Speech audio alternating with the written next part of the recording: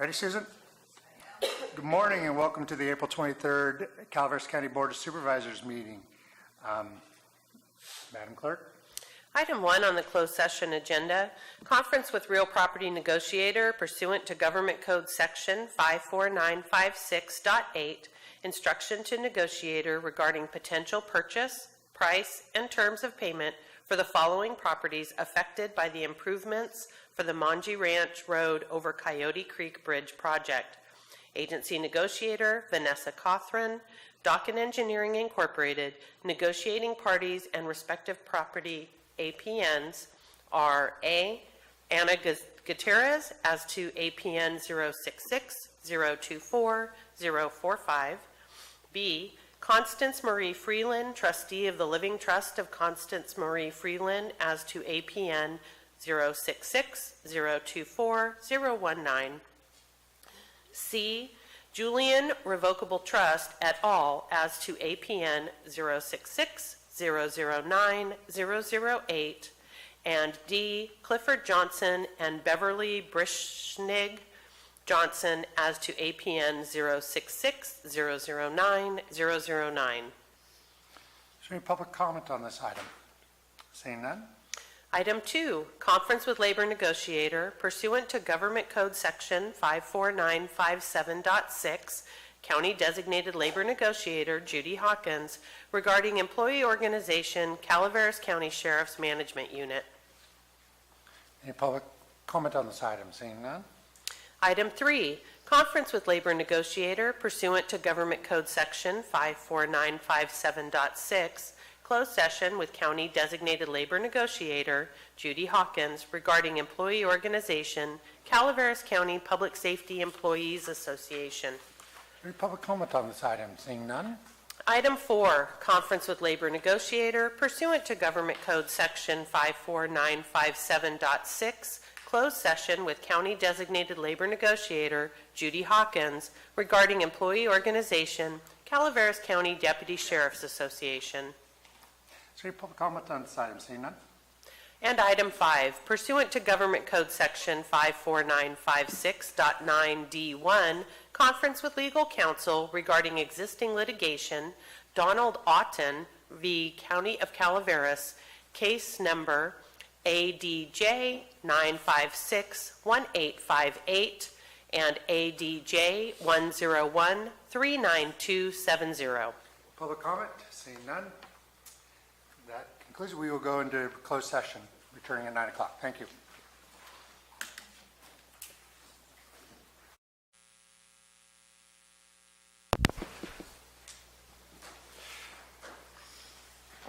Good morning and welcome back to the April 23rd Calaveras County Board of Supervisors meeting. If you're able, would you please rise for the Pledge of Allegiance? Mr. Lopez, yes. I pledge allegiance to the flag of the United States of America and to the republic for which it stands, one nation, under God, indivisible, with liberty and justice for all.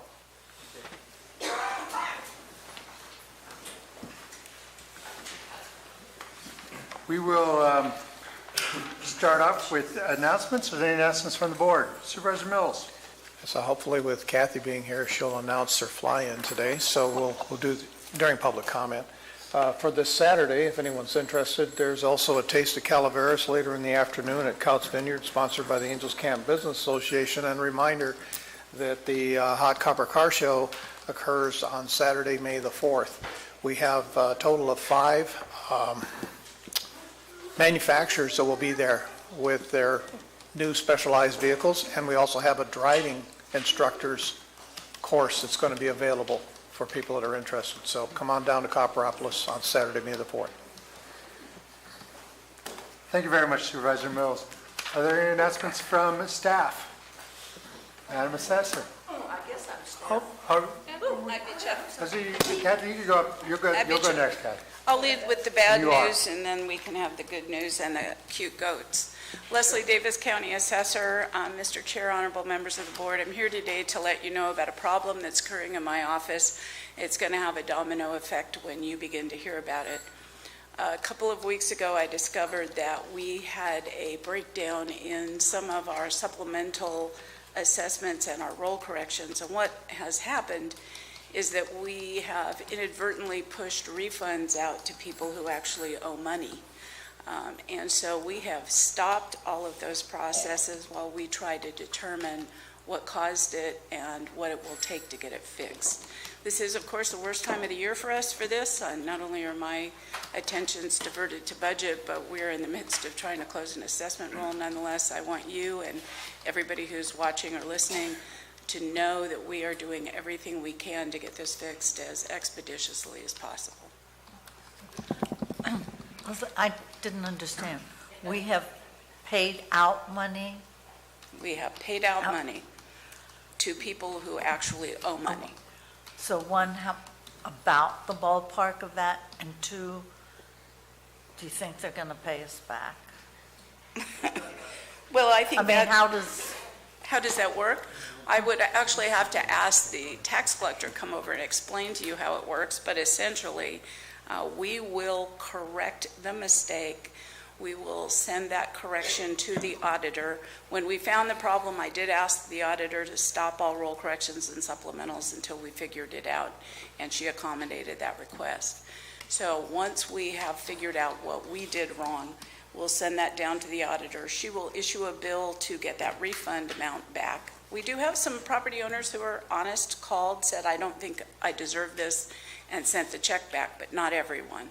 So those who did not send the check back will get a bill, and then they will get the bill that they should have received in its place. If I might just jump in and ask, this is for announcements, not discussions, but I think that this is something we probably ought to have agendized and dig into, perhaps at our next meeting.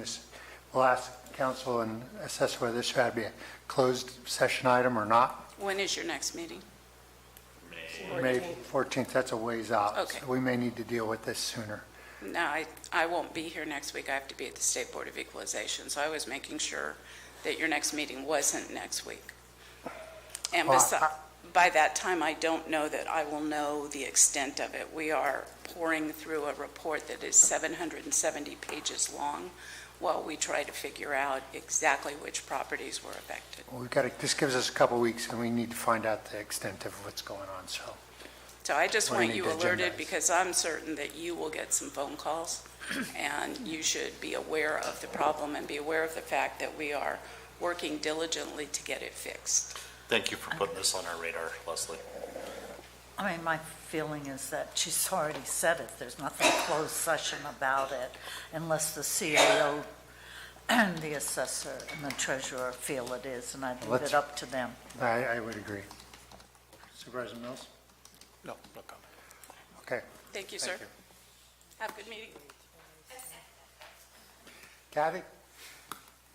Give us some happy After news. that wonderful news, We're not exactly sure what that before I means, so- tell you about our wonderful news, I want to put a plug in. After listening to the Pledge of Allegiance, I fly a little blue and white airplane. You may see it out in the mornings. And I was over at San Andreas Elementary School, which is my alma mater, and I saw these kids running around the track. So I thought, well, isn't that nice? So I circled them twice. Then I wiggled my wings and went away. The next Friday, I did the same thing. When I was put my airplane away, when I got back, I got this telephone call from this very stern lady. This is Debbie from San Andreas Elementary School. Every Friday morning, our kids run around the track, sing the national anthem, and salute the flag. And I thought, wow, for a little podunk school like San Andreas, that is a pretty special thing. And then she said, and the last 2 Fridays, this little blue and white airplane has flown over, and I just wanted to call and say thank you. So guess where I go on Friday mornings if I'm here, if the weather's good. But that was just such a small town thing that it just, it was amazing. But the reason I'm here today is for our airport day, which is this Saturday. This is sponsored by, of course, the county and the Experimental Aircraft Association group here at our airport, which sponsors our Young Eagle program. At this, we do airplane scenic rides. I'm one of the pilots, and there's 4 or 5 others. We volunteer. The only way we can do this on a volunteer basis is if we receive absolutely no money. We have to volunteer our airplanes, our time, our gas, the whole 9 yards. And we have to be signed up with, I have to get everybody signed up with the FAA ahead of time. So it's all done legally. And we've done that, and we do that, and we make money for the Young Eagle program. It's an incredible day. I hope that some of you anyway can come out and join us. We'll have a pancake breakfast sponsored by the Lions Club down in the lower end of the county. We have Boy Scouts have a table, and our EAA has a lunch thing too. The airport makes no money on this. The county makes nothing on this except goodwill and supporting our local Young Eagle program. So thank you, and I'll see you on Saturday. Keep the Snoopy plane flying. Some good news. Madam Clerk? So I would like to announce the 2019 Senior of the Year call for nominations. The Calaveras Senior Providers Network is accepting applications to honor those that provide valuable volunteer services in Calaveras County. The eligibility requirements are that you must be a resident of Calaveras County, you must be 60 years of age or better, an active volunteer in Calaveras County in any capacity, and not a previous Senior of the Year winner. There will be a luncheon to honor the nominees and announce the winner. It will be held on May 21st from 11 a.m. to 1 p.m. at the Dodosa Ranch in Burson. And the deadline for submitting any nomination is Friday, April 26th. You can submit that to Susan at stomasic, that's STOMASICH.com, or you can provide it to me at the BOS Clerk of the Board, and we will get that to Susan. The other is that the Calaveras County Fish and Game Commission will be holding their annual Kids Fishing Day in Murphy's Park on Saturday, May 4th from, I think, 8 a.m. to 1 p.m., and it's free for kids under the age of 8th grade, and there's a lunch that's provided to the participants. Thank you very much. Seeing no further announcements, we will move forward and, we'll report out on closed session. Thank you, Madam Clerk. You're welcome. Okay, so report of today's closed sessions.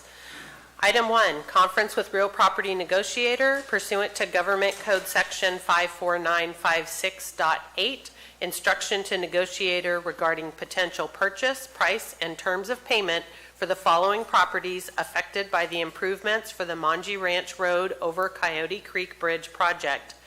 Agency negotiator is Vanessa Cothran, Dockin Engineering Incorporated.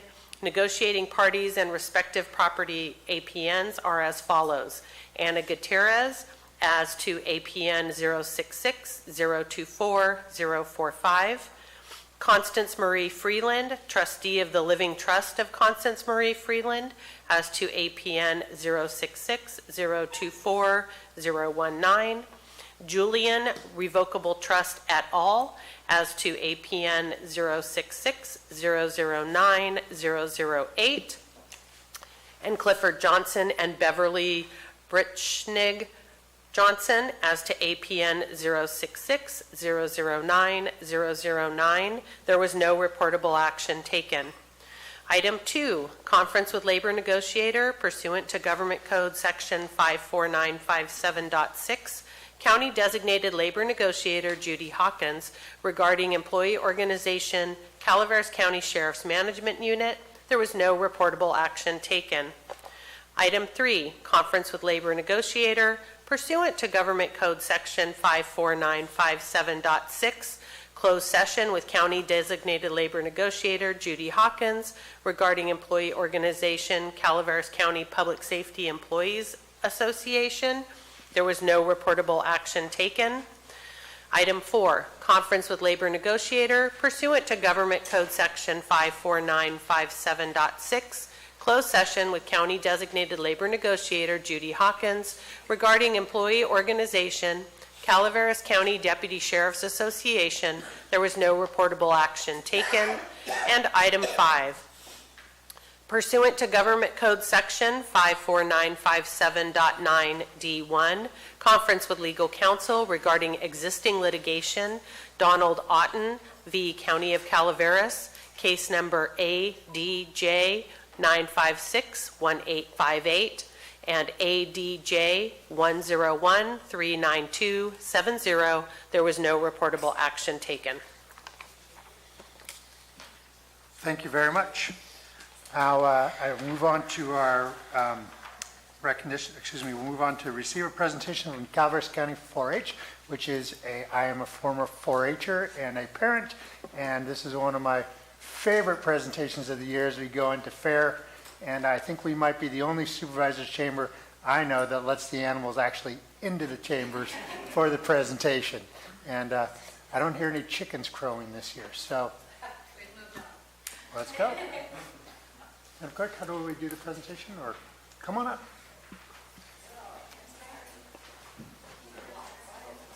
I think last year I got talked into buying a chicken by the end of this meeting. Hello, thank you for having us today. My name is Rosemary Giannini, and I'm the program representative for Calaveras 4-H. It's my privilege that I get to work with the young people and the volunteers who are here today, who are going to share what they're learning in 4-H. But first, I just wanted to speak briefly about the positive effects of 4-H in our community. In Calaveras County, we currently have hundreds of kids and over 50 adult volunteers involved in the 4-H program. Through our community club program, we provide opportunities for youth and adults to work together to create sustainable community change. Additionally, our youth and volunteers participate in other programs such as our summer camp program and outreach like Ag Awareness Day. Through these partnerships, youth and adult learn, grow, and work together as a catalyst for positive change. Our goal as a program is to help youth reach their fullest potential while advancing the field of youth development. Research shows that youth who participate in 4-H are 4 times more likely to contribute to their communities. Additionally, they are nearly 2 times more likely to participate in science programs and nearly 2 times more likely to make healthy choices. We would not have a 4-H program in Calaveras County without the continuous support of our Board of Supervisors. I'd like to thank you all for supporting the youth in our community. So without further ado, I'd like to pass things over to our kids and our volunteers so they can tell you what they're learning through 4-H. So, I don't know who. Did you want them one at a time? Each of the kids is going to speak? Just briefly. Do you guys want to come up? Maybe we can have all the.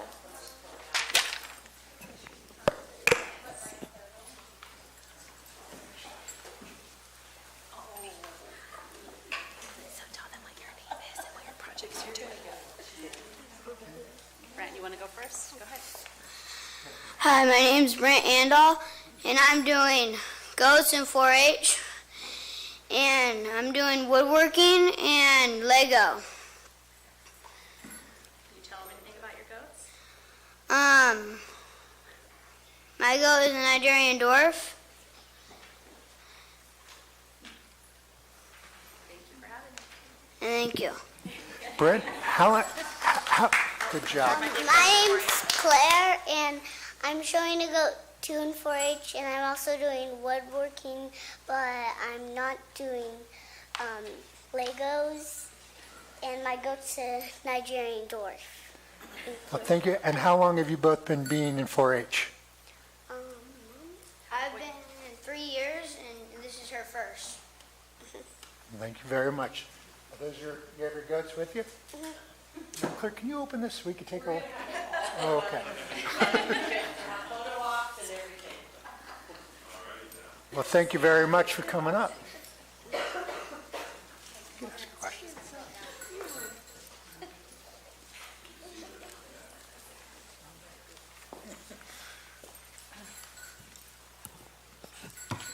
Hi, Hi, my name is Anastasia Sharp. This is my 7th year in 4-H, and this year for 4-H I'm doing goats, rabbits, and lambs, and woodworking. And this is Dixie, my goat, and that's Trixie, my other goat.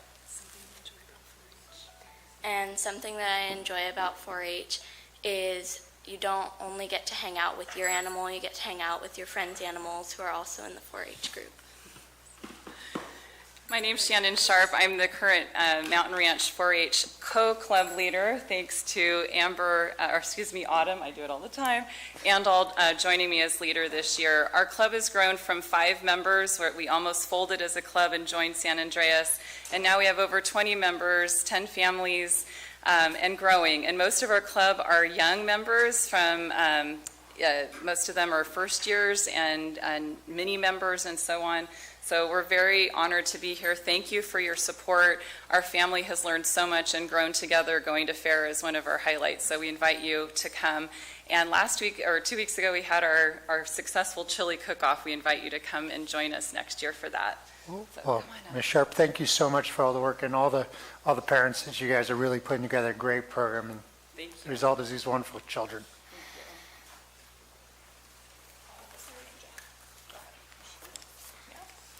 Hi, I'm Adrian Wood, and the projects I did for 4-H are lambs, Legos, and woodworking. And what I learned in lambs is how to walk the lamb and different breeds there are and different parts. And this is what I made in woodworking.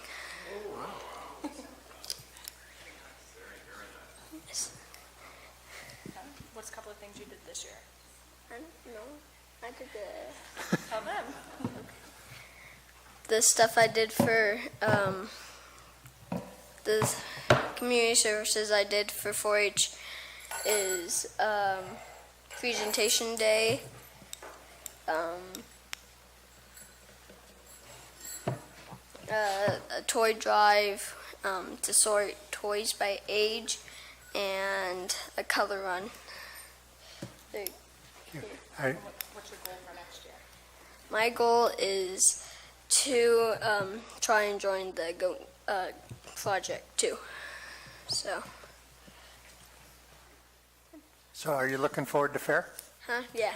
Yeah? Yeah. I bet. Thank you.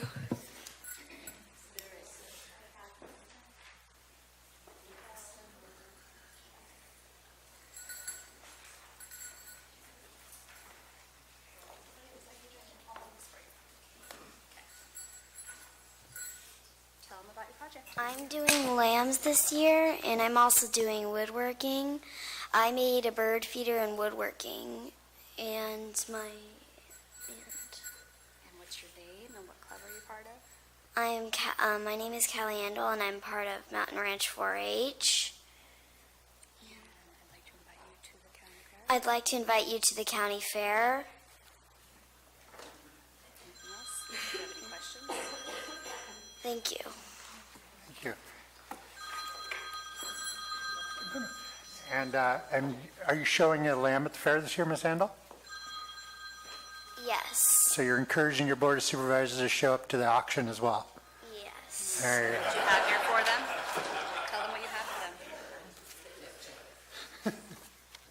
Speaking to the mic.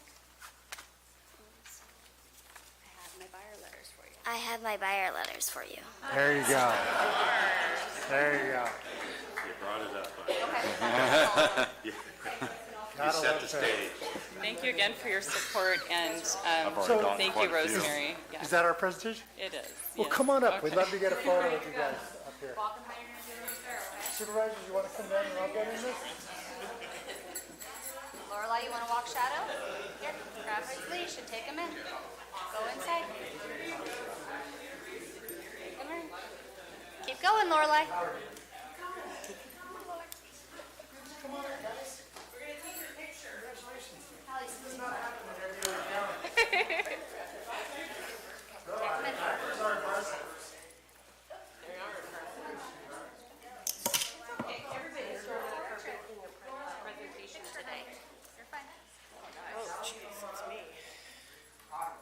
Rita, come on, scoot in, please.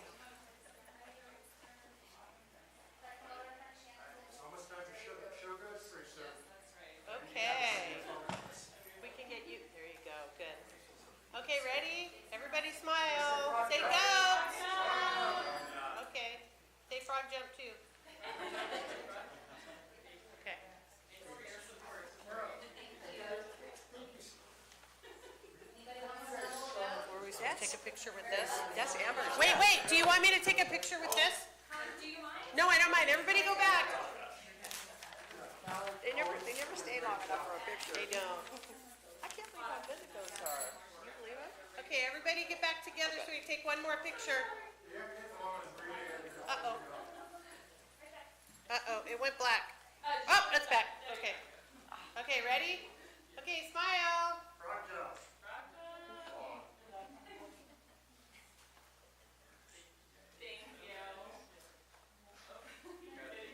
Okay.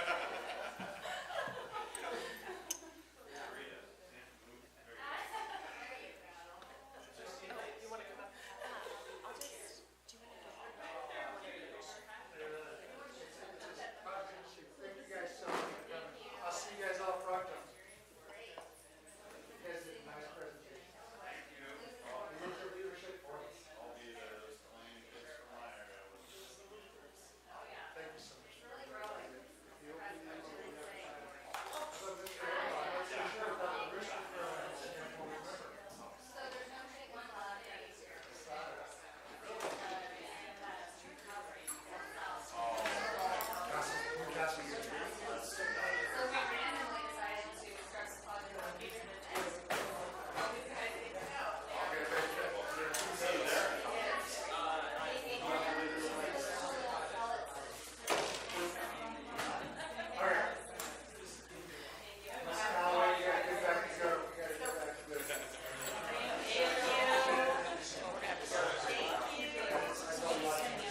Thank you for having us.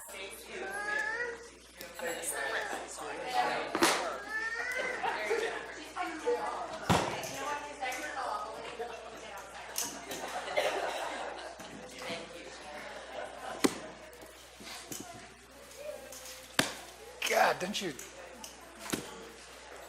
All right, how are we going to top that one in this meeting, ladies and gentlemen? So this morning, when I turned down Mountain Ranch Road the first time, and I've turned down it many times, I had to stop because a rooster was crossing the road. So I think that was my introduction to 4-H this morning. Well, it's good to get an early start, Marina. Did you ask it why? It's, Chair, There it is. it's kind of interesting when you're in downtown Vallecito, and if you ever hear me talking on the phone, you'll always hear chickens crowing in the background. They aren't my chickens. They're the Vallecito chickens. They go all over the town site. So if you've ever been there, it's kind of interesting to watch chickens going everywhere in the town. Well, thank you. I want to, once again, thank everybody for supporting 4-H, and Frog Jump is coming, so those kids are getting pumped up. All right, now we get to move to number 7. Not nearly as uplifting, but It was just a presentation. Madam Clerk? So, Mr. Chair, would you like to ask for public comment on that item? Absolutely. Would anybody like to make some public comment on the recognition of 4-H program? Seeing none, we'll move on to the next Thank you. item. Okay, item 7 is from the District Attorney to proclaim April 2019 as Sexual Assault Awareness Month in Calaveras County. Good morning, Barbara Uke, District Attorney, and I'm also here with Kelly Coyne of the Crisis Center. We did not bring our goats. Did you bring your goat? No, I don't even have a goat. No, but she does have other gifts for you in a little bit. We are here to request that you recognize April 2019 as Sexual Assault Awareness Month in Calaveras County. Sexual assault is a tough topic. It's tough to talk about. It's tough to hear about, but it's reality, and it's reality in Calaveras County.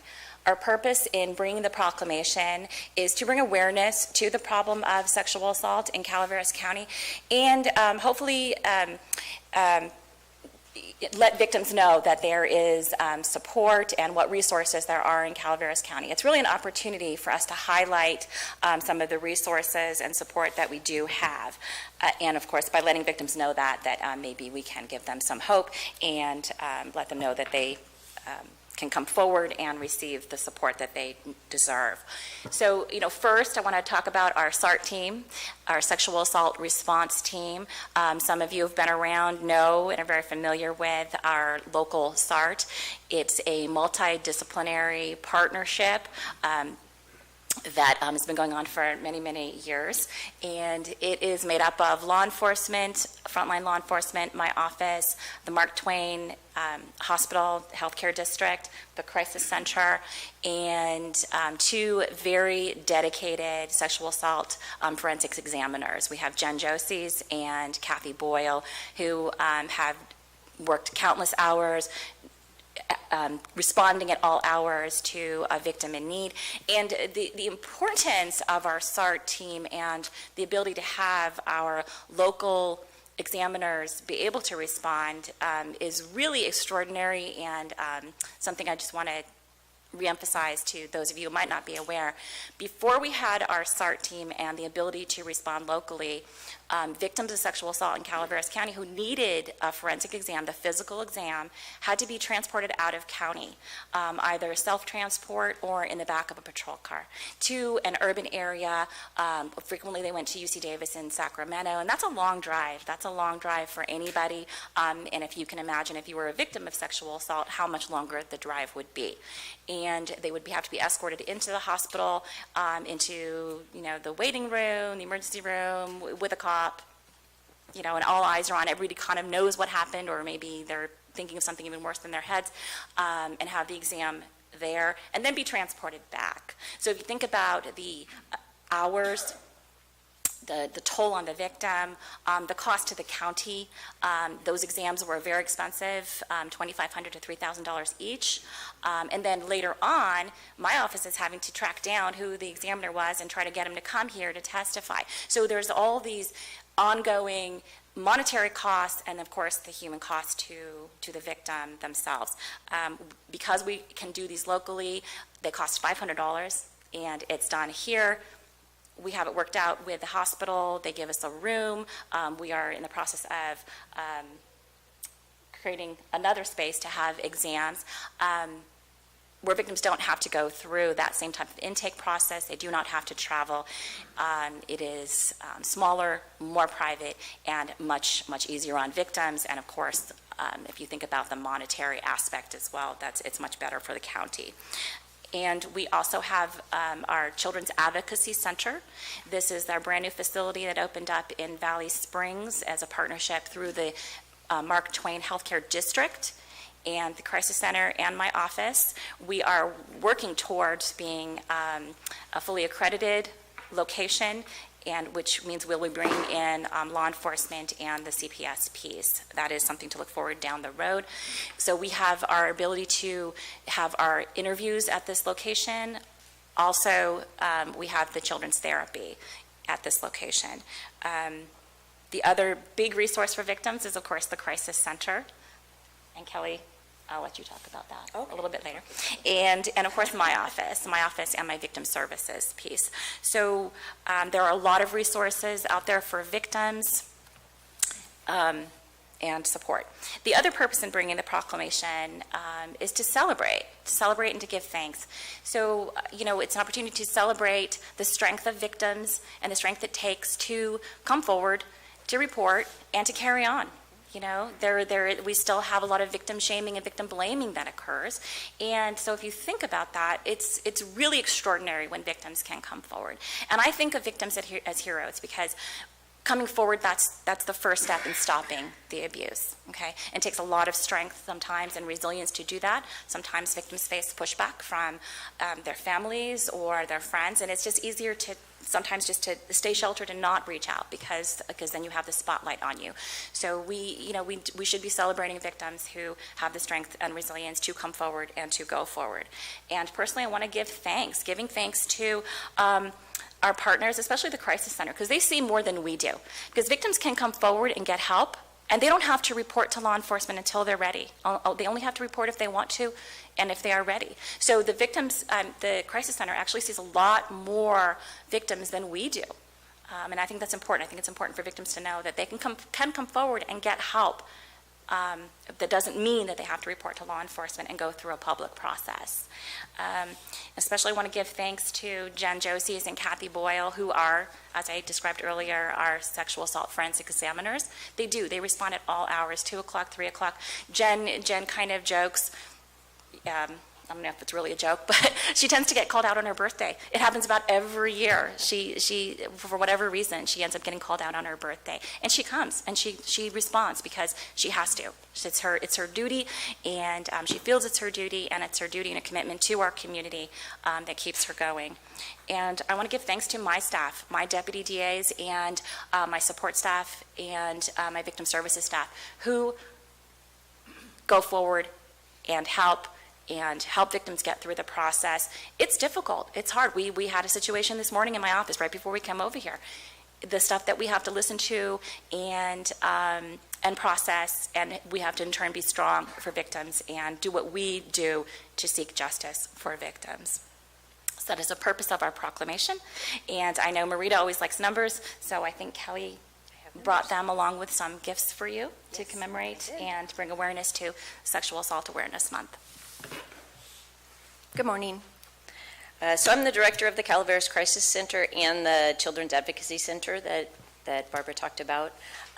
One of the new things that we're doing at the Children's Advocacy Center, the whole program's kind of new, and it's specifically for child victims of crime, but we're also going to start to integrate sexual assault victims when appropriate. Kathy Boyle, that Barbara mentioned, is an expert in this field, and she is the manager of the Calaveras, the Children's Advocacy Center, which is a huge coup for us because she's a nationally known trainer. She trains CPS workers all over the United States, and she actually was one of the expert witnesses in the John Benet Ramsey trial. So it's a really amazing resource that we now have in Valley Springs, in Calaveras County, to help children and victims of sexual assault. So soon, probably in the next month, we will be able to do exams there as well. So any child that is a victim of a crime, especially any kind of a sexual assault crime, won't have to go to the hospital. They don't have to go to the sheriff's department to be interviewed. They can do this in this very child-friendly, very homey, very safe space, and they can have the exam there too, and then they can move directly into therapy, which is kind of the process that you want children to have. You don't want there to be additional trauma in addressing the crime that happened. So if any of you want to come and see it, let me know, because it's really a cool place. It's a house that's been there for years. There's a huge history. We have a kitchen. We make cookies. There's a therapy dog. Oh, yeah, there's a therapy dog. So no goats. But, we could have goats. Anyway, so, that's one of the new services we provide. For those of you that aren't familiar with the Crisis Center, we have a rape crisis program. It is expanding. We're opening a new office in Murphy's in a few weeks. And we're in the process of training 6 new volunteers that will be available to respond. And one of the things that, it's a cool thing, but it's not. We have a lot of business associations reaching out to us right now because they're concerned about the number of sexual assaults that they're hearing about related to businesses and bars and things like that. And so they're reaching out and wanting to partner. So it's a good thing that people are starting to talk about that. When you don't talk about it, it becomes more prevalent. When you put it under the carpet and people don't see it, then it can't be addressed. So I have some numbers from 2018. The Crisis Center saw 123 adult victims of sexual assault and 44 child victims of sexual assault. Now that is not in any way, shape, or form the total number of sexual assaults that happened or have happened in the past or victims that we have in the county, because we know that 60% don't ever report. It's too embarrassing. Society tends to blame victims of sexual assault. They question them. What were you doing? What were you wearing? How come you didn't do something safe, instead of actually questioning the perpetrator, which is something that culturally we have done for decades, hundreds and hundreds of years, and it's very sad. I think it's getting better with the Me Too movement that's going on. You see on TV, they're talking about, lots of people talking about sexual assault, and it's ugly and we don't want to hear it, but getting it out there is, moving that energy forward. So of the 123 adult victims, Marita always likes to hear what districts they're from. So 49 of them were from District 1, 15 from District 2, 9 from District 3, 18 from District 4, and 32 from District 5. And in the children, regarding the children, 18 from District 1, 6 from District 2, 3 from District 3, 7 from District 4, and 10 from District 5. So it's a pretty consistent that about 40% are coming from District 1, 20% from District 5, 12% from District 2, 7% from District 3, and 15% from District 4. So we come up here and we talk about this one time a year. We need to talk about it more. And I would love to have a conversation with especially the supervisors from District 1 and District 5 about, how can we address these things in the community? How can we do this all year long? Not just talk about it one time a year, not just bring the numbers one time a year, but make Calaveras County a place where we don't accept this. This is not what we want to happen here, and we're going to support victims in reporting, and we're going to make it safer, and we're going to talk about it and look at it and, pull that rug up, see what's under it, and figure out how we can stop it. One of the ways to stop it is to address it, because many times when children in particular have sexual assault trauma in their childhood, it's an indicator for all kinds of things, including becoming a perpetrator. So one of the reasons that the Children's Advocacy Center was so important, and one of the things that Barbara really wanted to address there, is get these kids help, get them appropriate help quickly so they can move on and become good citizens in their future. Because if you don't address it, if people don't look at it, if they don't let the child talk about it, if they don't have the appropriate therapy, there is a really good chance that they can go out and with that anger, they can harm other people. So the best way to change the culture is to address it when it happens. And eventually, then it will stop happening as much. So I have some gifts. I thought Sean locked it.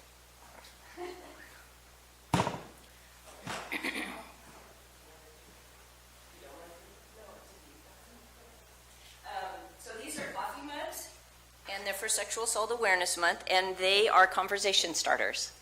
So I always like to pose a challenge. So you can use them for water or tea or whatever it is that you drink. Use them, take them out in public with you, and tell people what they are. And, it seems like something small, but it does take courage for someone to start that conversation. And I know you can do it. A talking point could be, do you know that there is a lot of sexual assault in Calaveras County? Do you know that there is a problem here? And there are ways that you can help. Call the crisis center, call the DA's office, see if if you want to volunteer, if you want to hear more about what goes on and how you can help. That would help us immensely, and it would start people talking. You're the leaders, so start the conversation. Thank you. Okay, my turn. I don't know if I'm going to get through it.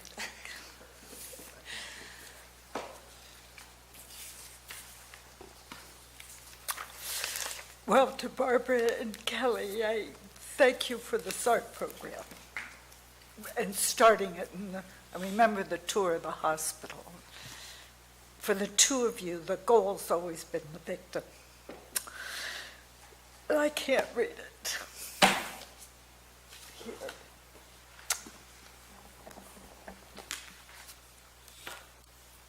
I know this is especially difficult.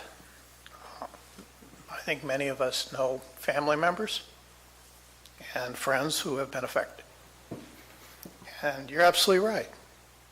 If they can't get help early, they will become a predator. The anger will come out in so many ways that you can't understand. I think it's one of those things that's even touched my life to some degree, and people around me. So I would like to read the proclamation, and if there's public comment, then we can have an opportunity to discuss it. So this is a proclamation declaring April 2019 as Sexual Assault Awareness Month in Calaveras County. Whereas the high rate of sexual violence in California must be brought to public focus because it cannot be reduced until it is openly recognized and addressed. And whereas every citizen of Calaveras County is directly or indirectly affected and impacted by sexual violence. And whereas children and young adults are most at risk of sexual assault, and whereas during the 2018 calendar year, the Calaveras Crisis Center assisted 123 survivors of sexual assault. I like that word, survivors, including 26 survivors under the age of 18. During the same period of time, the Calaveras Children's Advocacy Center provided counseling services for an additional 44 children who were victims of sexual abuse. And whereas the statistics indicate that 60% of sexual crimes go unreported, and whereas victim shaming and blaming is a barrier to reporting sex crimes, and it is important to recognize the heavy burden of sadness carried by victims of sexual assault, as well as the challenges faced by survivors and their families and friends as they struggle to cope.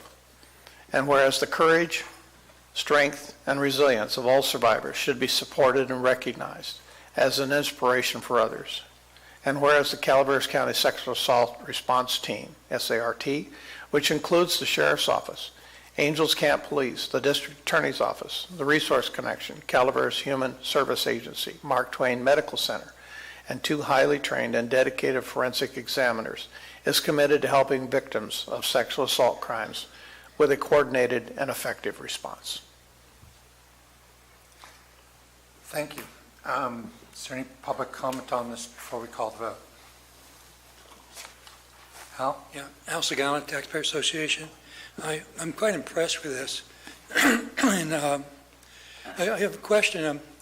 This appears to be a crime, and these are criminals that are doing this thing.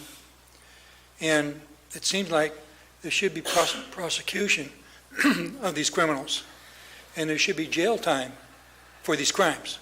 And perhaps the district attorney can elaborate on what's being done in that way. Thank you. Let's continue on public comment. Bonnie?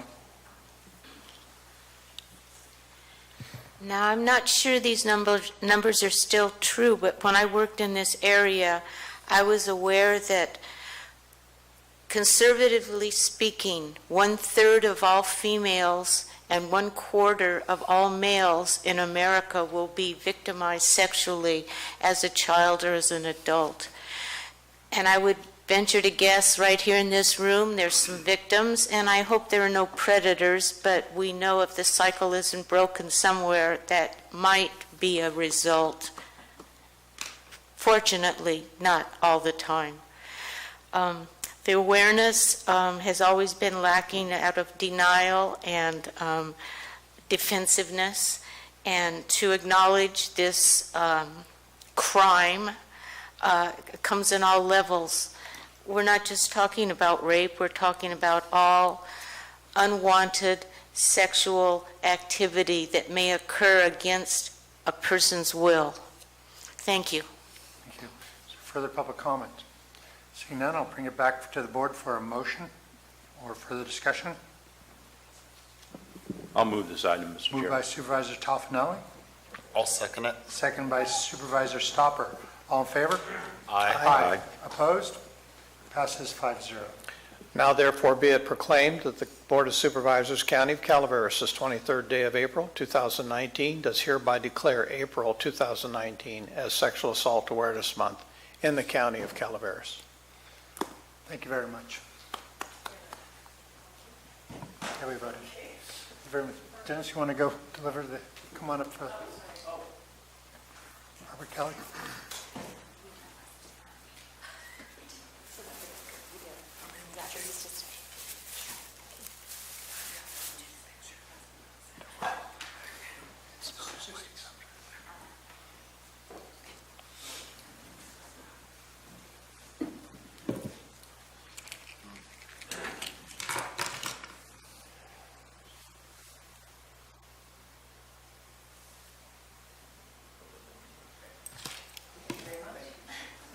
Thank you very much. Guys, we're going to take a 5-minute break, and we're going to come back and start up again. So we'll return here at 10:05. Thank you.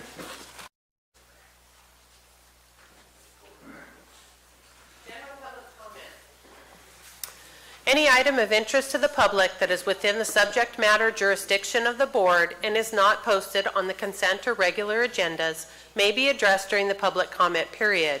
California law prohibits the board from taking action on any matter which is not posted on the agenda unless it is determined to be an emergency by the Board of Supervisors. If public comment is completed before the 30-minute allotted time period, the board may immediately move to the next order of business. If public comment is not completed during the allotted time period, it will be continued as the last item of business in order to provide an opportunity for the remainder of comments to be heard. Public speaker. District Attorney Yook. Barbara Uke, District Attorney. My comment is not on, with respect to a matter on the consent or regular agenda. It is with respect to something that happened earlier. I just want to address Al's comment really briefly. My office does absolutely prosecute cases that come to us that we can prove beyond a reasonable doubt, meeting all the elements of the crime. In fact, we have a jury trial set for tomorrow, and we go to trial during the year. We also work out cases during the year, and any given year, multiple times. People go to jail, people go to prison, sometimes for very, very long periods of time. It depends on the case, depends on the facts, depends on the victim's wishes, and of course, mostly depends on the law. I do not have statistics. I never have statistics, as some of you may recall.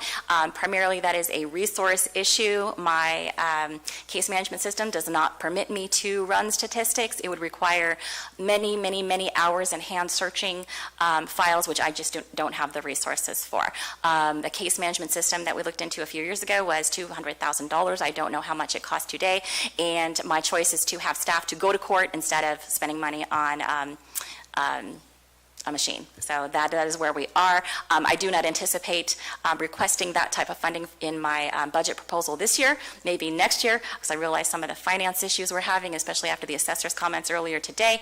But I just wanted to clarify that. I mentioned that to Al earlier during the break, but I wanted to clarify that for the public. Thank you. Thank you very much, Barbara. I think she was lobbying for money. Public comment. We could take, if you would please stand up, that way I could keep track of who's coming and going. No more than 5 at a time, though, please. And we'll try to move through this. Al, you're kicking off. Let's go. All right. I hate to jump in front of you guys. Yeah, I did have a very interesting conversation with our district attorney. I wasn't aware that there's so much involved in just reporting the progress of combating these crimes. That means like statistics. You know, how many per year have gone to jail? We don't know that. We assume there's some. And so I don't know that $200,000 would justify having public information or not. I'm not sure. But it seems to me, if the public was aware that there's an increasing prosecution, successful prosecution of these kind of crimes, it might be a detriment to having these crimes. Just a thought. Well, on another note, we're involved with the U.S. Constitution Youth Outreach Project, and yesterday we had the Copperopolis Area Business Association sign on to endorse it, and they had a lot of suggestions. They suggested rather than use a senior class, make an offering to the senior class to take the quizzes, that we do the freshmen instead, under the theory that the freshmen might have more of an open mind.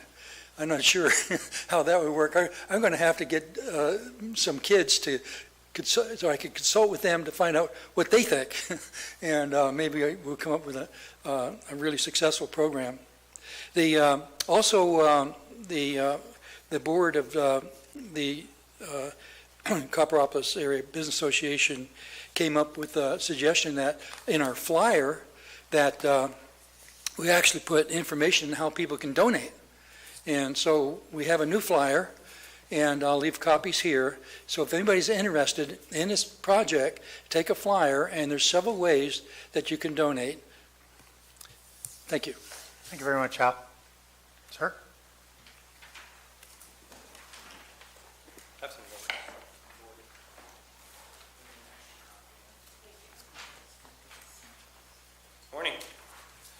My name is Jeremy Carlson, co-owner of the Calaveras Little Trees medical-only cannabis dispensary up in Arnold. We've been waiting nearly 2.5 years for an update to an ordinance that's now almost 14 years old. We've been permitted by the county since early 2014 and taxed by you for the last 2 years. Our local permit does not mesh properly with the state licensing system and the legal system, and the situation created by that is becoming dire for our business. Last night, my partner and I were having one of our now regular but difficult conversations we have these days about our situation while we were counting out our quarterly tax payment to the county, which I brought so you guys can take a look at. Now, her and I, we've taken pay cuts. We're cutting employee hours. We are running up credit lines to keep inventory in stock. We can't hire new people when they leave the company, and so on. It's fairly frustrating counting up tens of thousands of dollars to give to the county every quarter when we feel like our issues are being ignored. This is pure profit for you, and you guys are making more money than the owners of the business make from our own business. We work hard for this money. Our employees work hard for this money. The vendors work hard for this money. The state has worked with us. They've been very responsive, and we feel like everybody's on the same team except for the county. This is our 9th quarter paying taxes, and this is the smallest payment we've ever made by far, because our revenue is going down. It's been going down for 2 years. We believe the entire board should be representing us and treating us as valuable partners and doing what you can to make sure that we're competitive and successful business, especially considering how much you're profiting off of us. I understand the county has some big fish to fry, but this isn't one of them. This is an update to an ordinance. You have a draft already. It's already gone to the Planning Commission. This is something that needs to get onto the agenda, and it needs to be taken care of. And hopefully, if we're all lucky enough, you guys won't have to talk about us again for another 14 years. So I appreciate your time this morning.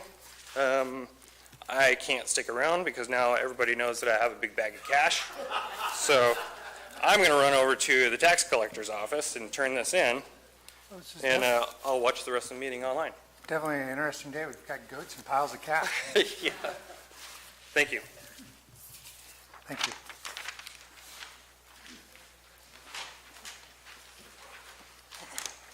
Hello, good morning. My name is Tom Calmes. I'm also owner, operator of Green Gold in San Andreas. We are also a medical dispensary. And I would like the Board of Supervisors to please consider updating the medical cannabis ordinance to allow adult use, 21 and up cannabis sales for the 3 dispensaries that are legally in the county now. Not allowing the adult use has allowed the black market to thrive by not allowing it in this county. The county, like Jeremy was just talking about, has missed mine as well. We do our quarterly taxes every 3 months. Mine's usually $30,000, $40,000. I don't know what his is, but mine's going to be the least amount that it has been since we've been operating since 2013. It's just due to lack of business. So we're losing money. The county's losing money. Just in that alone, on average, we're paying at least $10,000 a month in the county. Granted, it's paid quarterly, but it could potentially be double if we were allowed to do adult use. Most people just want to use their ID to buy like alcohol. No one goes to some random person's house to buy booze at their house. They go to the store. Well, with cannabis, people are forced to go to random houses for black market weed, or drive out to Modesto, Stockton, or Sacramento where they could buy adult use weed, or use illegal delivery services that some are operating in this county. I think if the board would allow the 3 dispensaries to sell adult use cannabis, I believe it would virtually eliminate the local black market, bring in more money for the county, provide more jobs at the dispensary. I can't speak on the other 2 dispensaries half, but I know at mine right here in town, we turn away at least 20 people a day that show up, not to mention all the phone calls as well for adult use. So there's definitely a want and a need for it, and I would hope that we'd be able to provide that for the people in the future. Thank you. Thank you. All right. Tom, and lead off. Thank you. My name's Tom Infacino. I'm speaking on behalf of the Calaveras Planning Coalition. The county should not eliminate from the general plan update the community plan policies that reduce some of the 25 significant impacts of the general plan. When approving projects that are general in nature, like a general plan update, agencies must develop and approve whatever general mitigation measures are feasible. When a program EIR, like the one done for the general plan update, identifies significant impacts, then certification without adoption of the feasible mitigation measures is an abuse of discretion under CEQA. To reject as infeasible a measure to mitigate a significant impact, a lead agency must have valid findings that the proposed mitigation measure is in fact infeasible. The county must show that there is some economic or environmental or legal or social or technological barrier that makes implementing these measures impossible. With regard to those policies in the existing community plans that have been reducing impacts in these communities for decades, it will be very hard for the county to make a valid finding that somehow, all of a sudden, these policies have become infeasible. Also, it will be difficult for the county to support findings that similar impact-reducing policies in the new and modified community plans are in fact infeasible. As a policy matter, the board has a choice. On the one hand, the board can spend the county's time and money hiring experts to try to prove that these community plan policies that have been mitigating impacts for decades are somehow now infeasible. On the other hand, the board has a better choice. Continue to include in the general plan update those impact mitigating policies in the existing community plans, and add to the general plan update the impact mitigating policies in the proposed community plans. If you want more details on this, please consult the memo I sent you guys last night. Thank you. Jack? Good morning, board, staff. Jack Norton with the CPC. I'm going to continue. Another legal problem with the community planning element is that it provides no explanation of how the public interest is served by rescinding so many of the existing community plans and their policies. General plan amendments are required to be in the public interest. That's Government Code Section 65358. And the public interest is defined broadly. One definition is a common concern among citizens in the management and affairs of local, state, and national government. The community planning element explains what has been done to the text of the existing community plans, but it does not explain how this serves the public interest. So my question is, how is it in the public interest to eliminate from the general plan all of the policies from the 1974 Valley Springs Community Plan? The existing 1974 plan provided sound direction regarding commercial, industrial, and residential development, as well as the need for park and infrastructure expansion. What is the public interest in eliminating this direction? And how is it in the public interest to eliminate from the general plan all the policies from all of the Highway 4 corridor community plans? How is it in the public interest to eliminate the policies from these plans that maintain community character, provide for safe and efficient traffic circulation, rationally locate residential, commercial, and industrial development, identify the need and funding for essential public facilities and services, conserve natural resources, protect historical structures, and provide for the health, safety, and quiet enjoyment of local residents? One solution would be to go back and include those community planning elements, in the community planning element, the information and policies in existing community plans that contribute to the public interest. Another solution would be to include those existing Highway 4 corridor plans in the 1974 Valley Springs Community Plan I talked about in a separate volume of the general plan as reference documents. This way, when individual projects are proposed, key local issues could be identified and addressed on a project-by-project basis. Thank you.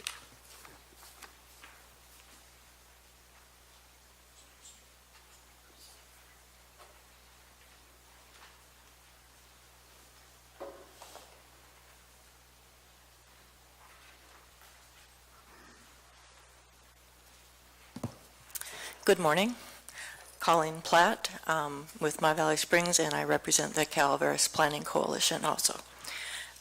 One weakness of the draft general plan's community planning element is that the completed plans for Copperopolis and Valley Springs are not included. This is in sharp contrast to the 2006 direction of the Board of Supervisors to update and adopt the Copperopolis and Valley Springs community plans, along with the District 2 community plans. It is unacceptable and a travesty of justice that the general plan update is proposing to abandon both the existing 1974-75 Valley Springs community plan and all community plan updates submitted to the county in 2010. There is no question that these community plans are needed. The 2016 draft general plan land use map directs large amounts of future development in and around these two communities. Many issues, including the presence of two water utilities, the intersection of two highways, and flooding concerns, complicate future development in Valley Springs. Development in Copperopolis is complicated by Lake Tulloch overcrowding, traffic constraints of the bridge, and the lack of a current basin plan to finance needed road construction. The Planning Department has recognized the need to update the Valley Springs Community Plan since 1983, and it's recognized the need for a Copperopolis Community Plan since 1992. The county has claimed that these plans could not be implemented and included in the general plan update during this 13-year process, but that they will be completed at some undetermined time in the future. The 3-page Copperopolis plan is complete and has been since 2013. The blended and condensed 4.5-page Valley Springs community plan was completed by planning in January 2017. If brief, needed, and completed plans cannot be adopted now, what good is the county's unenforceable promise to adopt them sometime in the future? The county has also previously argued that the plans were too controversial to adopt. This is no longer the case. The most controversial parts of these plans were the land use maps. These maps have been removed by planning and replaced with the county land use designation map in the land use element of the general plan. There are no longer separate maps for community plans. Please take note that both the supervisors who made the wrong decisions to not include these community plans in June of 2015 are no longer serving on the Board of Supervisors. The current board has the power to right the wrong done to these communities. Please include the 3-page Copperopolis community plan and the 4.5-page Valley Springs community plan in the general plan update. Thank you. Jess?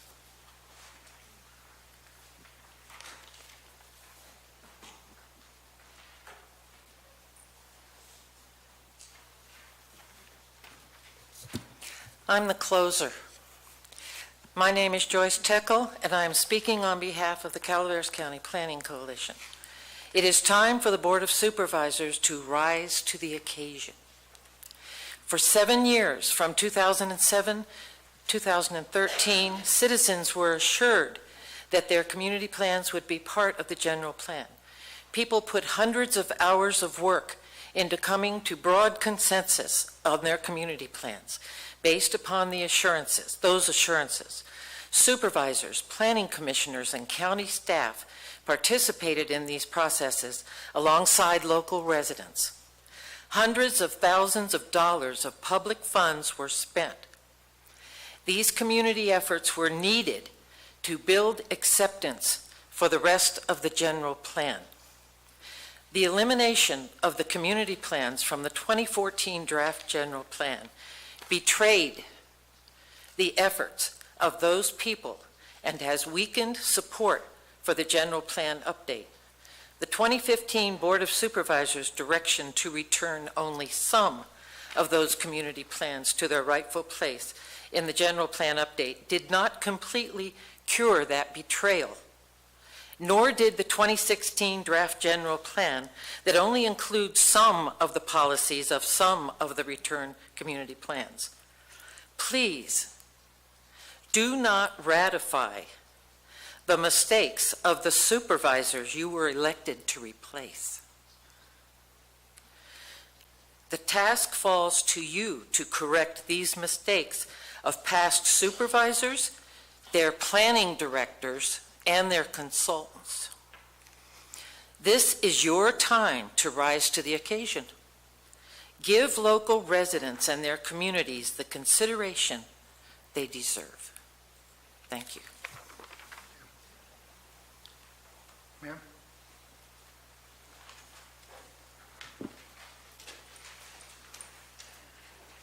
Good morning. My name is Loree Garza.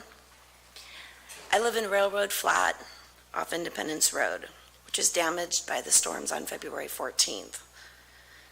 Public Works failed to clear the culverts, causing damage that could have been avoided. Even after the storm, the county came out, they put up pylons, they left the culverts clogged. The water's running across the road, continuing the erosion. So the good people who live on Independence, Liberty Hill, Dogwood Pass, we went out there with our shovels and our picks and we cleaned the culverts, put the water right back where it was supposed to be, stopped the erosion. The county gets mad, they come out and they put up K-rails. They block off access to Dogwood Pass. They're now using Liberty Hill Road, which is the road I live on. It's a goat trail. It was also damaged by the storm severely. It goes all the way up, all the way around down to Dogwood Pass where it's blocked. Dogwood Pass was torn up by the storm. The road is undermined. People that live on the bottom, they're scared to death to drive on it now, and it takes a four-wheel drive truck. Safety vehicles can't get up there. Should there be a fire coming from the east, we're screwed. We can't get out. 2 vehicles can't pass going up and down the road. It's terrible. What I do know is so far the county's got 2 quotes. One's from Ford Construction, one's from CTC General Engineering. Both of these outside companies have stated the road is not undermined, and it would take less than a week to fix it completely, open the road up. But the county says, well, we don't have any money. We don't have any money to fix the road. It's going to stay closed unless we can get FEMA money. That's not acceptable. People are going to die. Safety vehicles can't even get up. There's over 40 houses up there where people are blocked. One access, and it's to the east. After the Butte fire, this is causing a lot of distress. So if the county can't afford to pay these outside contractors, why can't the road department fix the road? Isn't that what they do? Or if you get a copy of the report from either of these 2 contractors, you'll find it's safe to open up 1 lane. Let the people through. Let the people use their road. Let us have peace of mind so we don't go to bed worrying. Are we going to die? Are we going to burn to death? What if somebody has a heart attack? Safety vehicles cannot get up there. And somebody is going to die falling off the road. That's falling down. 40 people cannot go on a goat trail. Thank you very much. Thank you. How many more speakers do we have? You can raise your hand.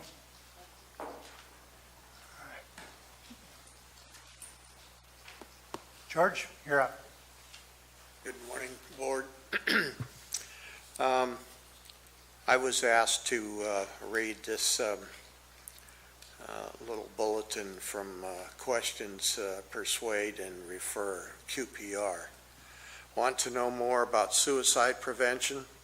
QPR is designed to help all of us identify and refer suicidal persons to professions who can assess, manage, and treat the underlying illnesses that promote suicidal behavior.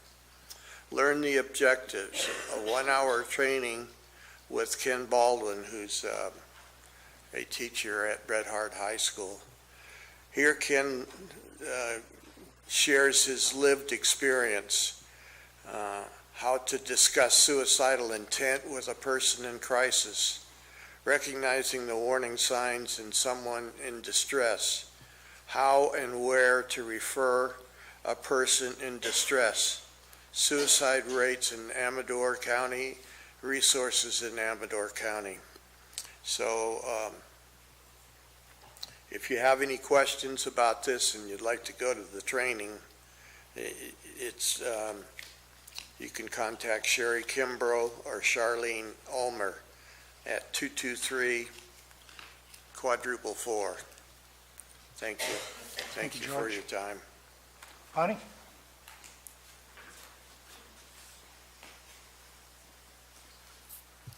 Good morning. I'm here today to talk about roads. A road in particular, Double Springs Road. I have some bad news to share. Over the holidays, 2 of my buddies were killed on Double Springs Road. When I leave my house to drive to this place, I pull out of the driveway and it's a double yellow line and there's not supposed to be cars passing the other cars, but as I was heading down the road, a whole flock of my little buddies come across the road. About 30 or 40 free-range turkeys that cross the road every day. They come and peck at the fence for the crackers I throw, and then they cross the road and go down to the creek and play. And as I'm slowing down, I thought it was a woman. It could have been a guy with long hair in a big, long car. Didn't even hear him, comes swooping around me, goes on the right side of the road and hits 2 of the turkeys. And all I saw was feathers all over the place. Never found the carcasses. All I can hope is they're wedged in that person's grill and they have to get out there and pull it out themselves, but it was kind of horrifying. Now my cat loves to watch the turkeys.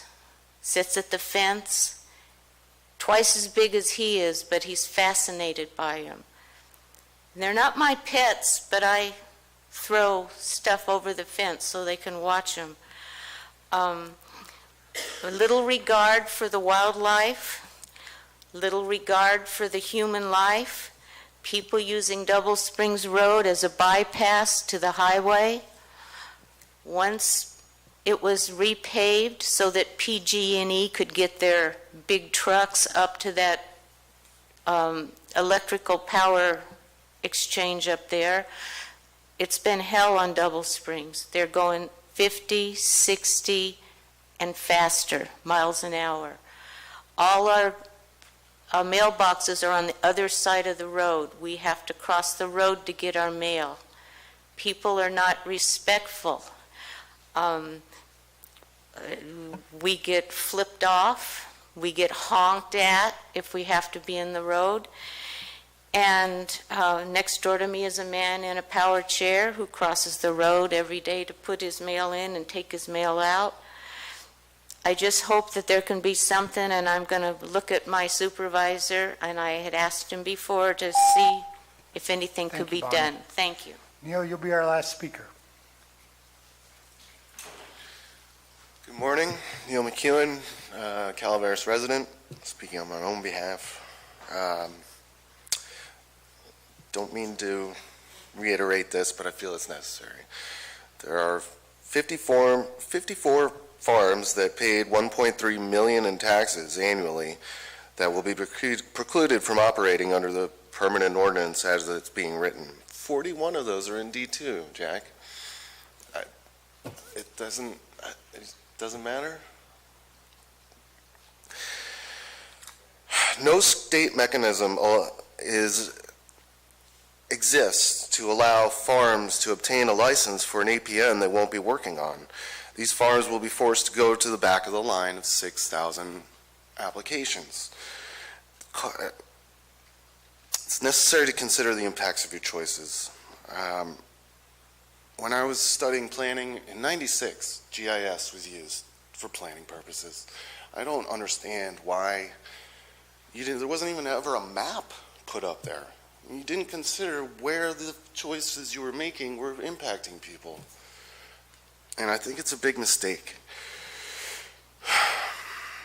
It's necessary to point out the dichotomies of your choices because, for instance, choosing to go with the CUP process to reprocess farms which currently costs 2.5 times more than an AUP, will theoretically be increasing staff's workload by 2.5 times. An AUP for farms that were already approved seems to be the most reasonable, cost-effective alternative, and I would ask that you reconsider that, please.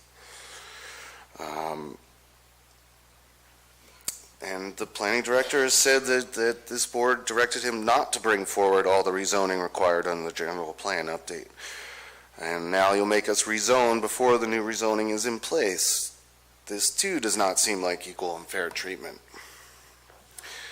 Ben, you stated that RR means no rhyme or reason, and then you voted against it. That doesn't really make sense. And lastly, Dennis, your narrative of us being speculators is more than offensive. I resent it.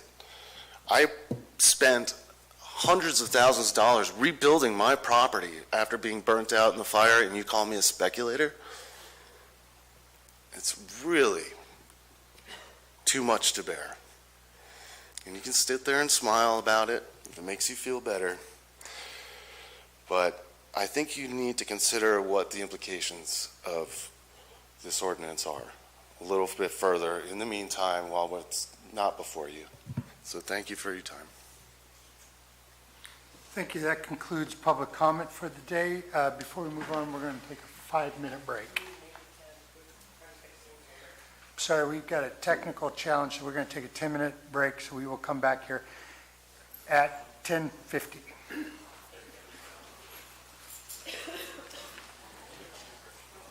Hello and welcome back. For those of you in the audience, this meeting is being recorded and will be posted on the internet later on, but you will not be streaming live. So, with no further ado, let's move on to the consent agenda. Madam Clerk? Consent agenda items are expected to be routine and non-controversial. They will be acted upon by the board at one time without discussion. Any board member, staff member, or interested party may request removal of an item from the consent agenda for later discussion. Any board members want to remove an item? Supervisor Stopper. Item 10, please. Other items? Seeing none. Any staff want to remove an item from the consent agenda? Seeing none. Any public wish to remove an item from the consent agenda? 13. Al Segala, 13.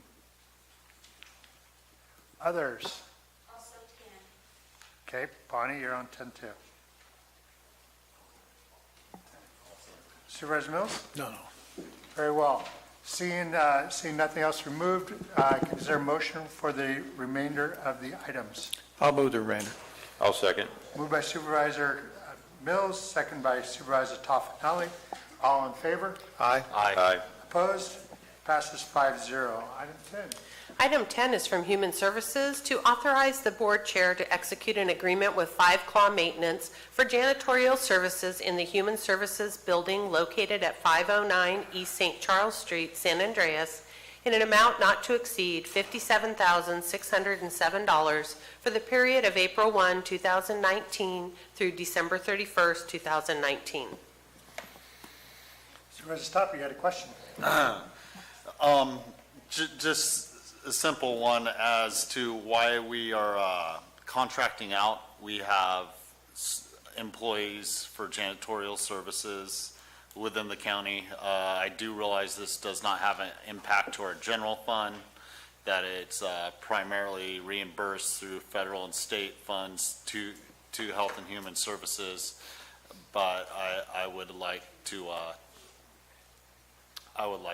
for transparency purposes, for her to explain reasoning, and we'll go from there. Come on up and tell us why we're not using county employees.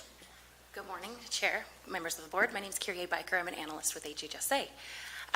Historically, HHSA has contracted out these services, and we do have an ultimate goal of one day using county employees. However, we defer to the CAO's office and HR as to when that may materialize. In the interim, we need to continue cleaning our building, so we are continuing a contract. We've contracted with this agency since 2016 when we released an RFQ and they were the qualified candidate.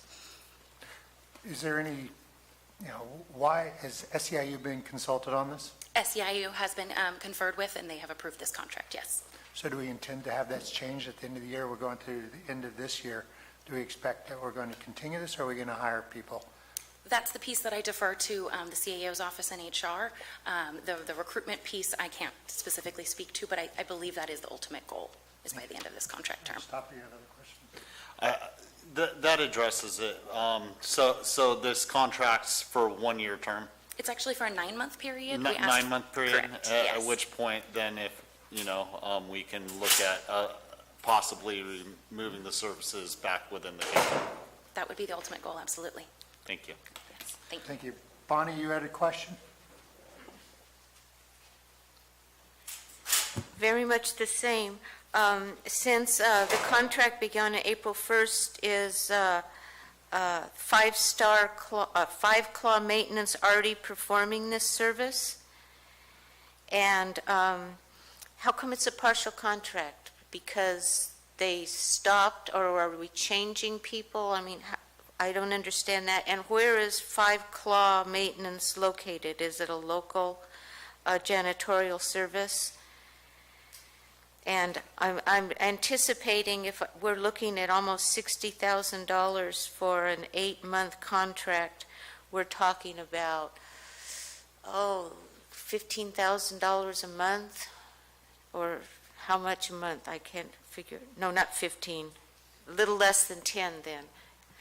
But have there been a cost comparison with having county employees as compared to the outside janitorial service? And the lady mentioned in 2015 they've been contracting with these folks. Is that when county employees stopped doing the janitorial? Because, okay, then all those questions, if they could be answered. We'll try to get some of them. I'd also like to suggest that maybe you talk to Carrie offline and she could walk you through all the specific steps. Do you want to have a quick rebuttal and then we'll move this thing forward?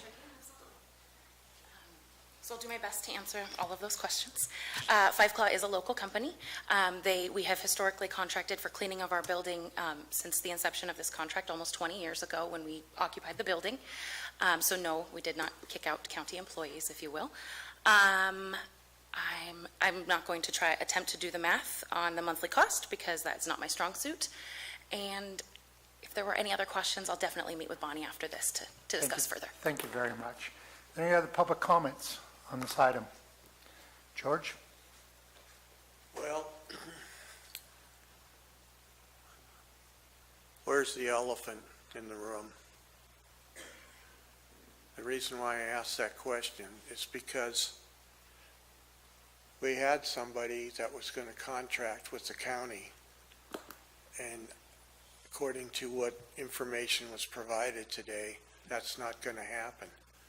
And I'm curious as to why it's not happening, whether they chose not to apply or what have you. This was a big controversy during the sheriff's campaign, so I'm really curious to talk about the elephant in the room. Any other public comment on this item? Seeing none, I'll bring it back to the board for further discussion or a motion. I'll move that. Moved by Supervisor Mills. Is there a second?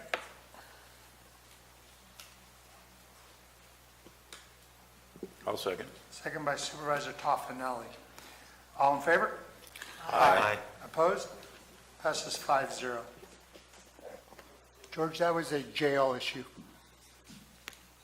Different issues. I'll catch you a break. All right, Madam Clerk. Item 13 is from Public Works to receive a report associated with the emergency work for the removal of dead and dying trees on Bureau of Land Management land in Calaveras County. Al, you had a question? Al Segala, Taxpayer Association. It didn't seem right to us that BLM would not be responsible for the trees on their property, And we encourage you to write to the President of the United States and let it trickle on down to try to correct the situation. You didn't heed our advice. And so we thought we would write to the President and let it trickle back down. But before doing so, sometimes it's good to think twice and write once.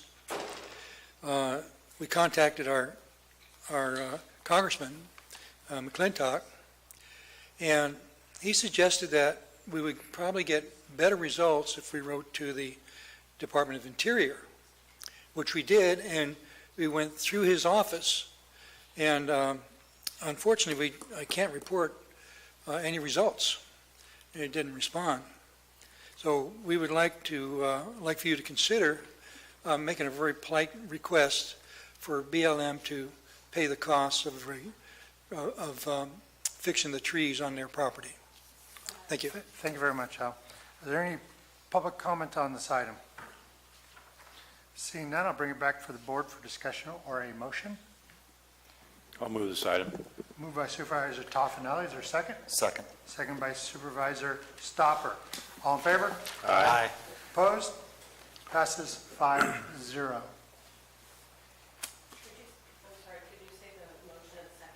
I was moved by Supervisor Toffenelli, second by Supervisor Stopper. That's okay. I'm moving quick, sorry. Item 18 is from the Planning Department to conduct a public hearing and adopt an ordinance amending the zoning of a portion of APN 024-001-033 from timber production and APN 024-001-034 from rural residential, 1.3 acre minimum parcel size, to residential agriculture for Victoria Teller, application number 2017-144, and to authorize a publication of a summary notice and brief property description. Thank you. I am opening a public hearing. Gina, please. Good morning. So just as briefly explained, you have before you today a zoning amendment. A landowner and applicant Victoria Teller applied to the county surveyor's office some time ago for a lot line adjustment to adjust the boundary of her two parcels for the purpose of alleviating a trespass of residential development from one parcel to the other. Assessor parcel number 24-001-033 is a 7.33 acre parcel which happens to be zoned TP or timber production. The adjacent parcel is parcel number 24-001-034, which is a smaller 1.45 acre parcel zoned rural residential. The merger of a portion of the larger 7.33 TP zoned parcel into the 1.45 zoned acre parcel zoned rural residential creates a split zoning for purposes of consistency and for assessment purposes. We have suggested that she rezone the parcel to a more consistent zone district instead of allowing the split zoning of the newly created parcel.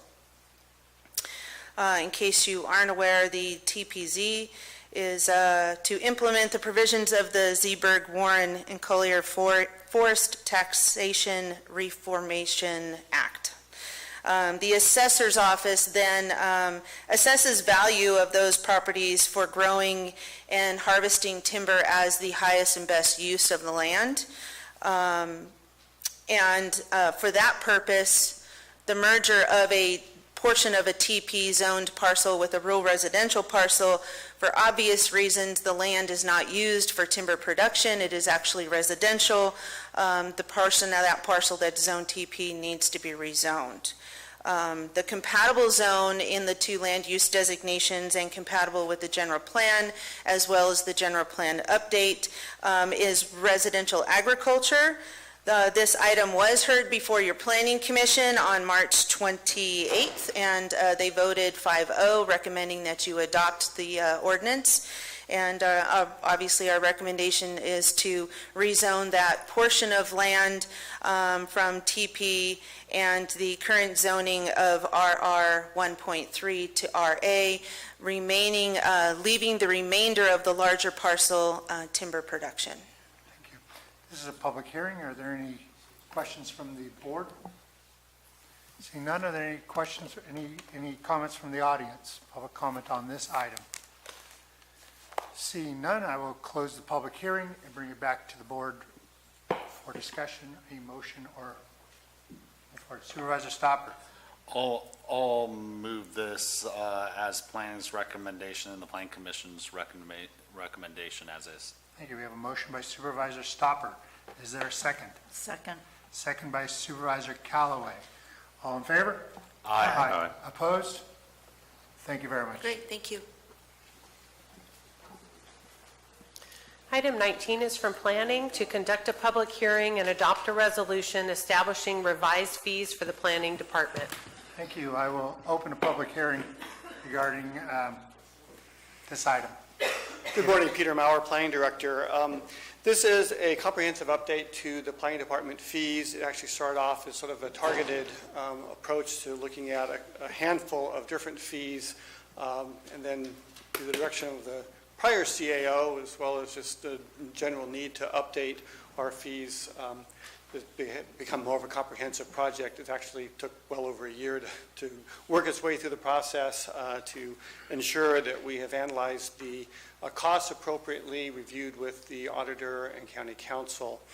I think just all the information is in your packet. I don't need to go over a lot of detail. A couple of things I want to do. In some cases, we're actually reducing fees. We've created some streamlined fee processes, particularly for categorically exempt projects under CEQA, so that rather than someone is doing a fairly simple project but does need to go to the commission for a hearing, we're not charging for preparation of an environmental document that's unnecessary if it is exempt. So hopefully that will encourage people to apply for a permit for a use that would require a use permit and not feel constrained by the cost of the application. I think it's a fairly conservative fee. We're only charging about $72 an hour for our department costs. That's the average based on the salaries, overhead costs, and other costs associated with running the department. With that, I'll just ask if there are any questions that you have. Questions on the board?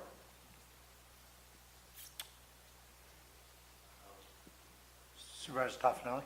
I do.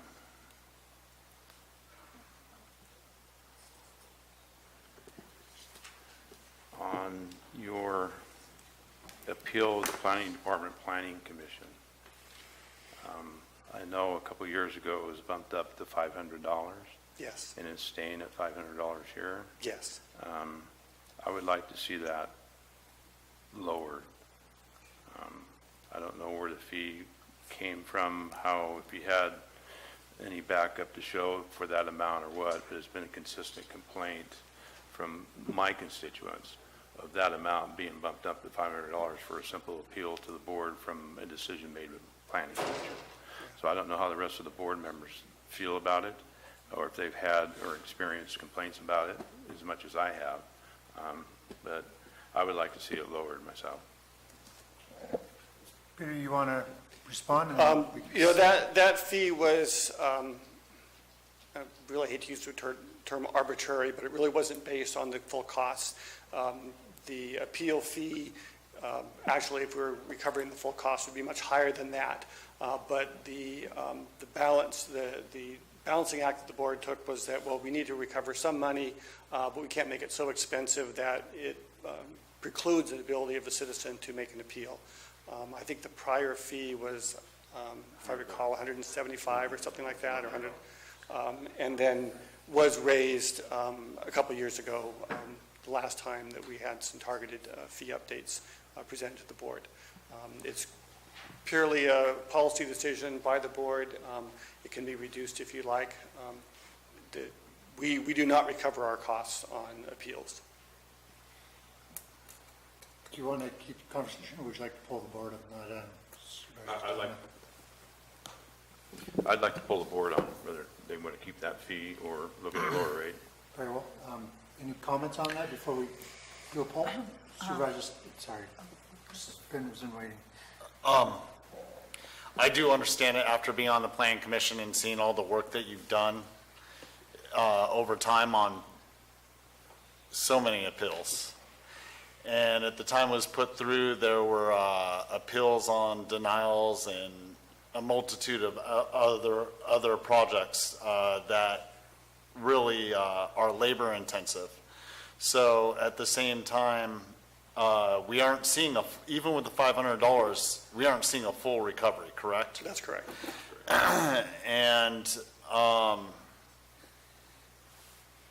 I just, even, I don't want it to be a full recovery because I don't want to deter anyone their rights being able to appeal, but I am receptive to the $500 amount at this time, precluding any comments. Supervisor Callaway? I'm sorry. Did you want to go, Marita? Just on this, Mr. Mauer, what does it cost for the planning department to have an appeal come to the board, and what does that encompass and why? Well, it's going to depend a lot on the nature of the appeal, the nature of the project. We had a lot of appeals on the cannabis registration program under the urgency ordinance, and I would say those 20 to 30 hours of our time preparing for that information, including the hearings. We had appeals for, some of you may recall, the asphalt plant that took a considerable amount of time. In other cases, it's probably not as much. I would say on average it would probably range in $1,000 to $1,500 at a minimum. I didn't do any real analysis of how much time. Again, because the board had previously established it at $500, I felt that was appropriate. But again, it's a matter of, does that amount stymie the ability of a citizen to file an appeal when they're affected by a department? It doesn't typically affect an applicant who is already going through a process, particularly a larger project that may cost hundreds of thousands of dollars in building costs, a $500 fee to appeal a decision of the commission to the board or my decision to the planning commission. Is really sort of a drop in the bucket, but certainly for a citizen who may feel they are adversely affected upon approval of a project next to them, it can be a considerable cost. Supervisor Mills? Yes, I remember being in the room when that was going on, as you recall, and there was a lot of angst over it, and you did at that time develop some type of a cost analysis because the previous board had heard what you said, and that's, I think, why they settled in on that $500 number. Substantially higher. I don't know what other counties around us are charging for that same work, but I do recall a statement of whatever we're doing has to be defensible, and that your work has to ensure that if it lands in court on an appeal of the Board of Supervisors, that you can defend your decision. Right. So that's where a lot of this cost comes from. I'd be curious to know what the true cost analysis looks like.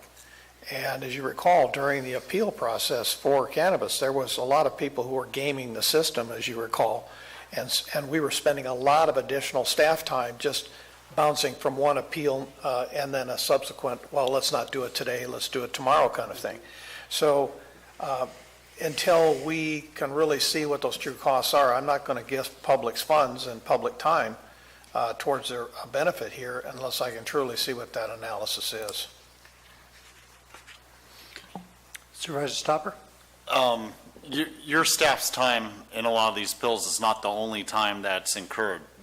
A lot of times I've witnessed that county council does need to have a part in it and in representation, and that incurs more cost than your initial analysis of, let's say, $1,500.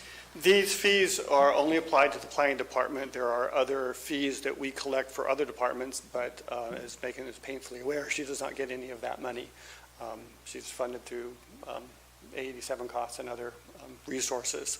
So we do, the county council's office does not recover the costs. There are, code enforcement, building department, public works, environmental management are often involved in the appeal processes. And they also do not receive any compensation for that. They do receive, we collect fees on behalf of Public Works and Environmental Management when a project like a use permit or a tentative map is submitted. Thank you. Question for us, Supervisor Toffenelli, after the discussion, would you like to continue with the poll? Well, I just want to point out that we went to a hearing officer instead of going through the planning commission. And so, for the cannabis. For the code enforcement activity associated with cannabis, these appeals would be anything that would be my decision based on an interpretation of the code, for example. There is an appeal that is currently going through the process that will be coming to the board in the future over determination on whether a use is a legal nonconforming or strictly an illegal use on a piece of property. We've had, appeals of use permit applications and those kinds of things. So that would not be heard by the appeals officer. That would be heard by the commission or the board. Correct. I understand that. Yeah. But we did for the cannabis section went to. Right. And I think it's being built into this ordinance that we're writing coming forward, going to come back to us. That's correct. Yeah, that's correct. So I just wanted to point that out because a lot of that had to do with cannabis and this initiation of this fund raise. I would be interested, since it doesn't seem like we have a consensus on this, at least bringing this part back, like Supervisor Mills talked about, with an actual cost estimate or analysis of what's going on, and have a further discussion at that time. Perhaps at that time we can maybe make a tiered type cost. Sure. But it's certainly for discussion. All right, do you want to have further discussion, or do you guys want to, Supervisor Stopper? I can support further discussion on this, most definitely. All right, so further discussion, Supervisor Mills? And that's my point too, is we bring it back as a separate agenda item, just like what we did when we originally created that $500 number. And let's have a broader discussion about that only, not try to embed it in here and slip it in. Just so I'm clear, so we will leave it as is and bring it back for further discussion. And there seems to be consensus on that. Other items that you guys would like to pull out on this and talk about? Yes, Supervisor Callaway? Williamson Act, I didn't see it on here, but it was in your staff report. So I understand you do the work, and so are we going to? This was something that I proposed 3 years ago now, and there was not an appetite to apply a fee, and so I did not pursue it at this point in time.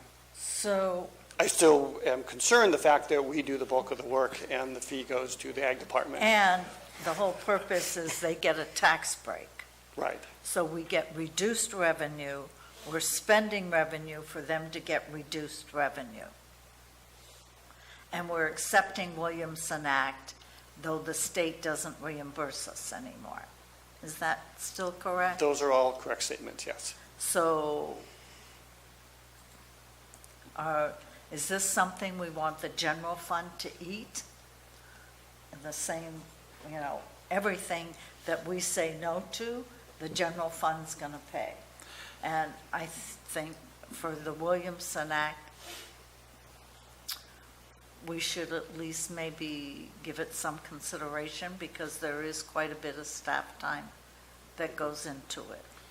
And I think this county has been real clear that we support Williamson Act, and we are still accepting Williamson Act contracts when many other counties no longer do that.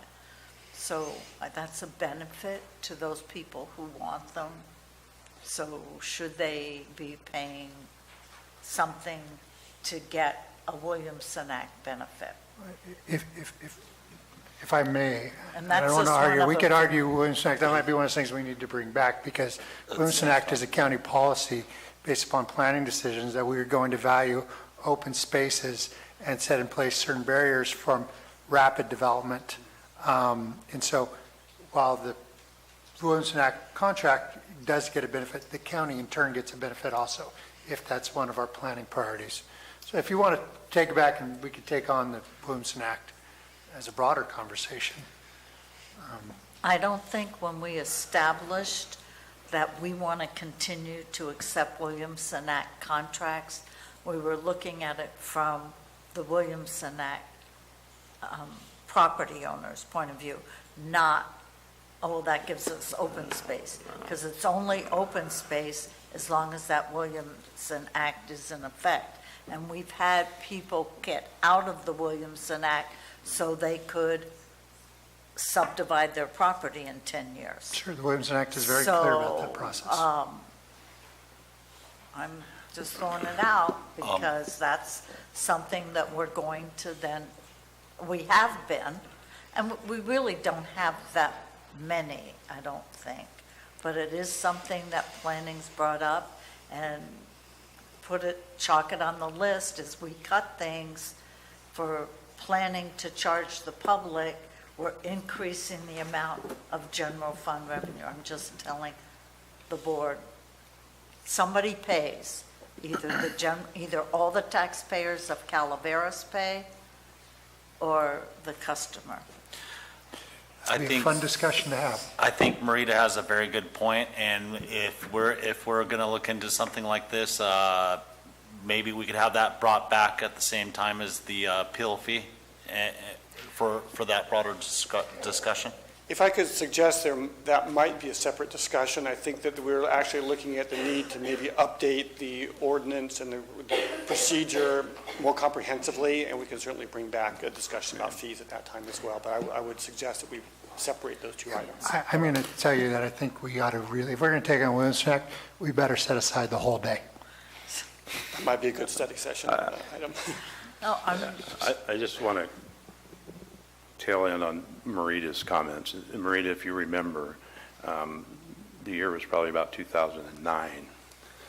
And the state quit paying their portion of that, but we agreed because of the recession to continue Williamson Acts. And at the time, our discussion was, well, after the recession, will the state go back into paying again, which they haven't, but that's the reason we continued. And we've gone forward with it because I don't think it's ever been brought back since then. So, but I think we need to have that conversation. I'm in agreement to bring it back and at least maybe for an application, discuss whether we can collect some of the fees on it. Not remanding it, but going forward, what it costs. You're right. I mean, I think we want to keep it. That's, I mean, if we're going to say we're an ag county, how can we not have the Williamson Act? It's just. And that was our discussion. Yeah. Who wants to pay? So bring it on, Jack. As long as we're not talking about eliminating the Williamson Act, No, we can I certainly don't talk. think- Because that's what I heard you say, No. Marita, and I don't think you wanted to bite that. That's not what I was saying. What I am saying, to be clear, is that, as Mr. Mauer had it in his staff report as a discussion, we've never charged for the Williamson Act. And so the applicants get a tax benefit. I mean, they understand that. Everybody understands that. So the taxpayers of Calaveras are paying for other people to get a tax benefit. And so Well, I I'm think not- I'm that'd be a just- really good, I mean, I think we could talk about the Okay, fees. but I don't think, I don't want to eliminate the Williamson Act. And I don't You wanna say think that a there's couple times? support. I don't think probably any of us do, but are we going to take a poll to bring this back? We'll take a poll to take this back, to bring back Williamson Act fees we could probably do it at the same time that we do the other update. No. I was suggesting we do it Mr. Mauer separately. asked to wait. I think that Okay, that then it's a let's- broader discussion, So- as you've all agreed. Because I don't know, we're not getting that many applications like we used to, are we? We are. We are? Yes. Okay, well, it's all the more reason. So whenever you bring it back, the ordinance, then we can discuss it at that time. Okay, I want to move on to another item. Do you want us to poll to see who wants to talk about Williamson Act fees? Supervisor Toffenali? Yes. Supervisor Stalbert? Yes. Supervisor Callaway? Yeah. Okay, bring it back. When he brings back the whole thing on the Williamson Act. Let me bring us back to Williamson Act fees piece. No, Mr. Mauer is asking that it be part of the total Williamson Act discussion ordinance. I will work with the Ag Department and probably the ag industry to sort of have a broader discussion of the Williamson Act. I think there are some procedural issues that we need to look at regarding how we handle the applications. There's been some changes in state law that I think it would be I would recommend that it be a broader discussion. Doesn't sound like, there's any real, desire to eliminate the program at the county, but at least how we handle it internally, Okay, we can put it on a study session agenda item for, we'll talk to the CAO, can figure out when the next opportunity and when it works. You've got a lot on your plate right now. Yeah, it won't be immediately. You got a few items. Does that sound correct? I want to make sure you understand. You got to keep saying you're not into eliminating the Williamson I don't Act. think any of us are into eliminating the Williamson I Act, understand. Mr. Garamendi. Okay, let me move on to another item. Okay, glad I brought that up. The development agreement, I understand time and materials. I'm curious on what are the conditions for determining time and material? Is it something like a Castle and Cook project or, a Saddle Creek versus a development agreement for a cannabis farm? Well, each one is unique. Right. And so typically a development agreement is associated with a larger project such as a specific plan or, Castle and Cook project, something like that. There's no way for me to judge how many hours something like that would take at this point in time. It just seemed appropriate, the time materials fee. And so if it's going to be a fairly simple one, it probably wouldn't cost that much. Typically what we would do would be to have a deposit, a couple $1,000s deposit. We work on that. As we start billing against that, we say, okay, we need to re-up that. And if it's a longer process, this would be the same way we would do like an environmental impact report or something else where the applicant is paying for the project. They submit a deposit and we bill off of that, and then they sort of reimburse that fund throughout the process. So it's going to depend on the complexity and the length of time it takes to do that. The TUD, the temporary use permits, Mm-hmm. this is the one for an event that is not like a reoccurring event like Lumberjack Days or the car show of White Pines or the Valley Springs Parade. This is for a community event that's not a reoccurring one? So Or we a have new several different types of temporary use permits. There's the historical ones, which are a no-fee use permit that's built into the ordinance that was adopted several years ago. That basically, if you've been doing these events for a number of years, just apply for a one-time use permit, and there's no fee associated with that, just so we sort of have it on record. This is what it is. This is the extent of it. The next one would be the $100 fee, which is the one-time event. Someone wants to do, a special one-time fundraiser event, whatever it might be. And then the $300 fee would be that sort of larger, sort of ongoing event, or something that sort of goes beyond just the confines of the property itself. So the ordinance lays out the different types of temporary use permits. And so the one-day event is intended to be a nominal fee of $100. And it probably comes close to covering our costs unless there's some unique situation with that. And the conditional use permit, CEQA exempt, Mm-hmm.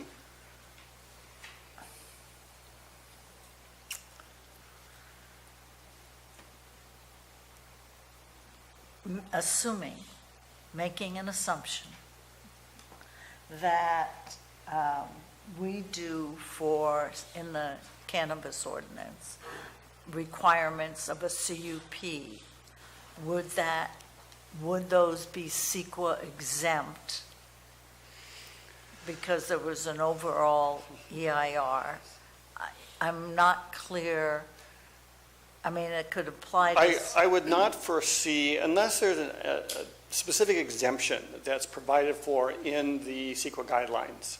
And an example would be a change in use in a commercial business, that the use itself requires a use permit in the zone where the prior use did not. And so there's no change to the building, there's no change to parking, there's no physical changes to the environment. That use permit would get the lower fee because we're not having to do the work to prepare an environmental document. With the future cannabis ordinance, I do not foresee that those would fit under any kind of categorical exemption. We may be able to tier off the EIR for analysis, but we would still be required to file some sort of environmental document for use permits relating to a cannabis permit.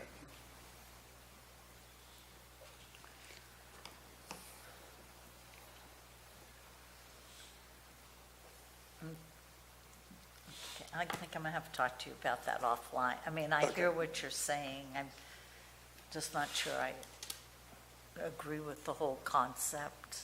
I mean, not that I'm not supporting it. It's a new fee. I understand that.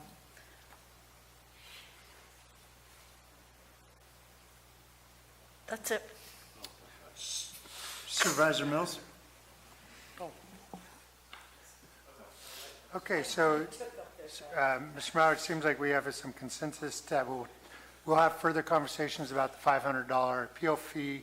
At some point, we'll bring back a broader discussion about the Williamson Act now. We charge on those things.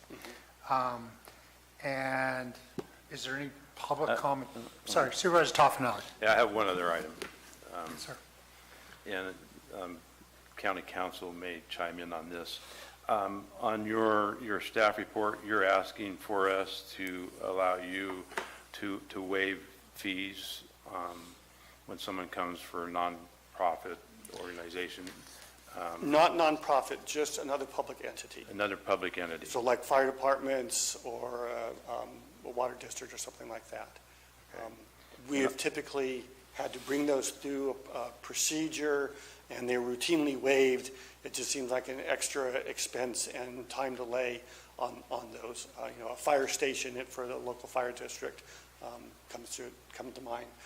We discussed the possibility of nonprofits, but there's such a broad range of uses. It just seems like those ought to be looked at on a case-by-case basis rather than me having the authority to waive that fee. Or basically you granting me the authority to waive that fee. And I don't have a problem with that. Okay. But my question would be to county council, in the resolution, the only part of the resolution that addresses it says, whereas there is a public benefit in providing the ability to waive fees for local agency providing services to the county residents. Does that cover what he's asking? It doesn't specifically give him, does it give him specifically that authority if we pass this resolution? I would recommend that we add an additional, be it further resolved, that the planning director has the ability, or the board delegates the authority to the planning director to waive fees for local agencies providing services to county residents. Okay. All right. There is a statement at the end of the attachment A that has that. But I'm fine with that language. There was one other correction. This was originally scheduled to be heard on the 9th, but we had to postpone it because the advertising was needed to be redone. And in the resolution, at the be it further resolved, it says it will take effect on June 10th. It's actually June 22nd. Yeah, and I just want to make sure the language was clear enough that it. So. Okay. Is it just for clarification? Madam Council, is it clear enough, or do we need, with the part that Mr. Mauer was referring to, or do we need to amend this item with this sentence? It's not in the resolution. We can, I mean, this is all part of the record. If the motion is to adopt the resolution as amended, staff can modify the resolution in. To match this To conversation. match the conversation, correct. Motion here, and clear, that's my question. It makes sense. And it does already say that it is therefore resolved that the board adopts the fee schedule for the planning department as shown in the attachment A. In attachment A, there is a provision that does reference the waiver in an abundance of caution, just having the clarification of delegating the authority in the resolution. We can certainly add that. Well, I would think that we need to do that because of some of the issues that we've come up with. Okay. What's gone on in the past wasn't clear, so that's why I brought it up.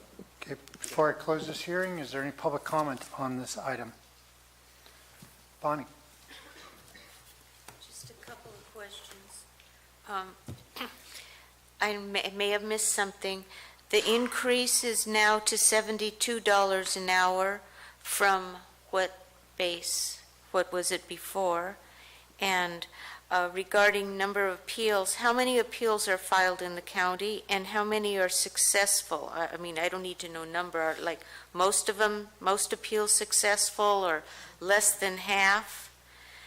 And am I to understand that right now there is no application fee for the Williamson Act? Any other public comments? Thank you. Before I close the public hearing, would you like to make a first statement, Mr. Maurer? It's a little unclear what the prior fee was based on. When we processed refunds, we would look at the actual weighted hourly rate of the staff individual that worked on that project. This provides an average, so it doesn't really matter who you're assigned to. If you happen to be assigned to a planner 1 as opposed to a planner 3, you're not getting charged a higher rate. This is an average of all the expenses of the department, including overhead costs. I don't have the information on the appeals, but that can be certainly something we discuss when we bring that back. And the third question was, there is a fee that is paid to the Ag Department at $605, I believe, that goes to the Ag Department to process the Williamson Act, but no fee to the Planning Department. Thank you very much. No further public comment. I will close the public hearing and bring it back to the board for a motion. I'll move it as amended. Okay, is there a second? I'll second. Moved by Supervisor Stopper, second by Supervisor Toffenelli. I think we are clear about what the amendment language is. Therefore, Supervisor Mills, did you want to say something? I'll call the vote. All in favor? Aye. Opposed? Passes 5-0. Thank you very much. Thank you. We are now recessed as the Calaveras County Board of Supervisors, and we are reconvening as the Air Pollution Control District. So item 20 is from the Air Pollution Control District to delegate authority to the Air Pollution Control Officer to approve a grant agreement with the California Air Resources Control Board for revenue not to exceed $50,000 to fund work associated with smoke management plans. Mr. Banner. Mr. Chairman, members of the board, good morning. The state requires that smoke management plans get submitted to air districts whenever there is a prescribed burn of greater than 10 acres or more than a ton of particulate matter will be produced. And with the state's enhanced, fuel reduction program, we're going to see a lot more of these burns, and we support them, and we're partners with CAL FIRE on this, but we don't have a fee for it. And this funding from the state would help defray the costs of the program of the work that we do. So that's why we're making this request. Thank you. Are there any questions from the Air Pollution Control District Board? Yes, Mr. I Toffenelli. have a question. Brad, is that your official Air Pollution Control District tie that you have on there? Is that no. Okay. Very nice tie. Thank you. Before I close this public hearing, this meeting, is there any public comments on this item? Very well. Seeing none, I will bring it back to the board. Is there any further discussion or a motion? I'll move this item, Mr. Chair. Moved by Supervisor Toffenelli. Is there a second? Second. Second by Supervisor Mills. All in favor? Aye. Aye. Opposed? None. Passes 5-0. We'll adjourn as the Air Pollution Control District and reconvene as the Calaveras County Board of Supervisors. Can we take a 5-minute break to allow the next presentation to set up? About 3. Okay. We'll take a slight break while the next presentation sets up. So don't go far. I'm moving, Dennis. I'm trying.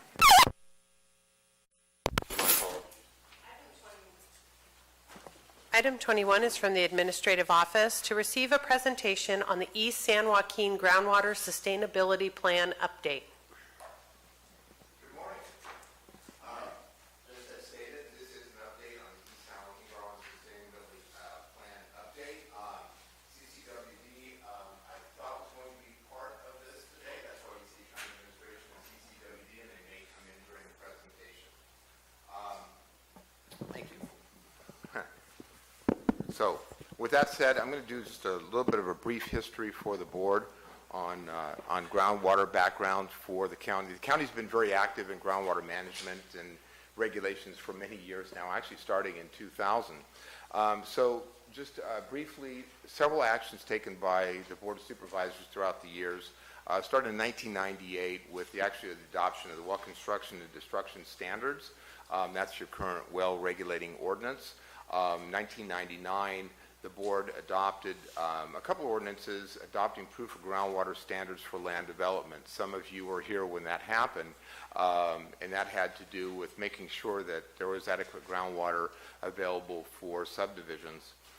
2000, the board adopted a resolution establishing the local agency groundwater protection program. Some of the data that you're going to see in this presentation today is a result of that program. Moving on to 2002, the board adopted standards regulating the extraction and transfer of groundwater management, which is a groundwater management ordinance, which was actually something that many rural counties did, and was kind of an item that was led by RCRC. That particular ordinance has to do, and it resides in the planning department. It has to do with actual extraction of groundwater. If it ever was to be extracted out of the ground in Calaveras County and transported across the county line, that would require a permit as issued by the Board of Supervisors. That has not been done today. 2005, several ordinances, 3 of them specifically, further defining proof of groundwater requirements pertaining to land development. Again, subdivisions, tentative parcel maps, tentative subdivision map act issues. 2008, the board adopted an ordinance which updated the well construction destruction standards, which was originally introduced in 1998 and adopted by the board. That was our first bullet. And in 2013, the board adopted amendments to the proof of groundwater for accessory dwellings and the like. So moving on to what is called SGMA, or the State Groundwater Management Act, the GSA's, Groundwater Sustainability Agencies, and GSP's Groundwater Sustainability Plans. The background on this started in 2014. Governor Brown signed into law, and you'll see here in 2015 and another slide, really 3 bills that talked about what do we do about the subsidence in the Central Valley due to overpumping, especially in the southern part of the state, where we've had tremendous drop in elevation due to the evacuation of the groundwater tables, groundwater basins. So that became what they call the Sustainable Groundwater Management Act. So the act was designed really a framework for improved groundwater management by local agencies, and it was actually designed to actually bring jurisdictions into what they call groundwater sustainability. So essentially SGMA, State Groundwater Management Act, provides local agencies with the tools to manage those groundwater basins in a sustainable manner and over the long term. More specifically, it established, obviously, the definition of sustainable groundwater management, established local agencies to develop plans and implement strategies to sustainably manage groundwater resources. That includes Calaveras County as part of the GSA, and we'll discuss that in a few minutes. Prioritize basins with the greatest problems, ranked as high and medium priority. The groundwater basin that actually intercepts the west part of Calaveras County is considered a high priority. We'll discuss that in a few minutes as well. And the bottom line, set a 20-year timeline for implementation. So just as you would imagine, sustainable groundwater management means management and use of groundwater in a manner that can be maintained during the planning and implementation horizon without causing undesirable results.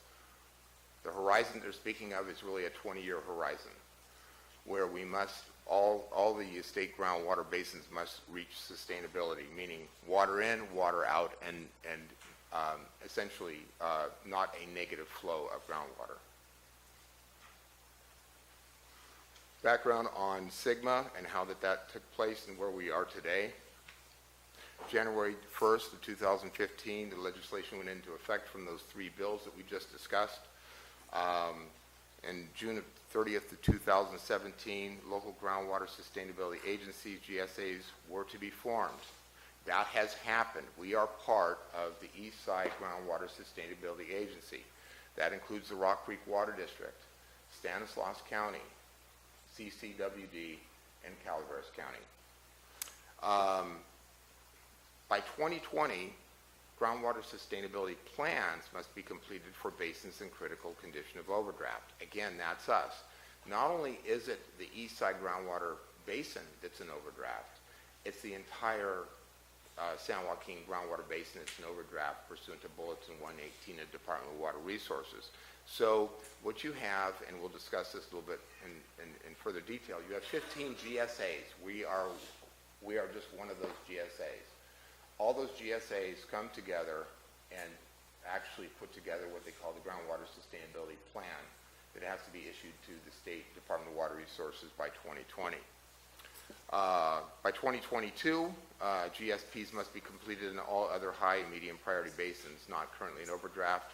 Unfortunately, we're in overdraft. And then again, as stated before, 20 years after adoption, 2040 for us, all high priority groundwater basins must achieve sustainability. So really, SGMA promotes a coordinated management of the entire groundwater basin, which again is the San Joaquin Groundwater Basin, of which we're a small part. Again, stated, as previously stated, by no later than June 30th, 2017, we had to have the GSAs in place, and we did.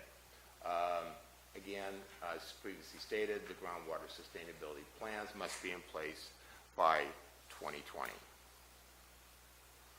So, I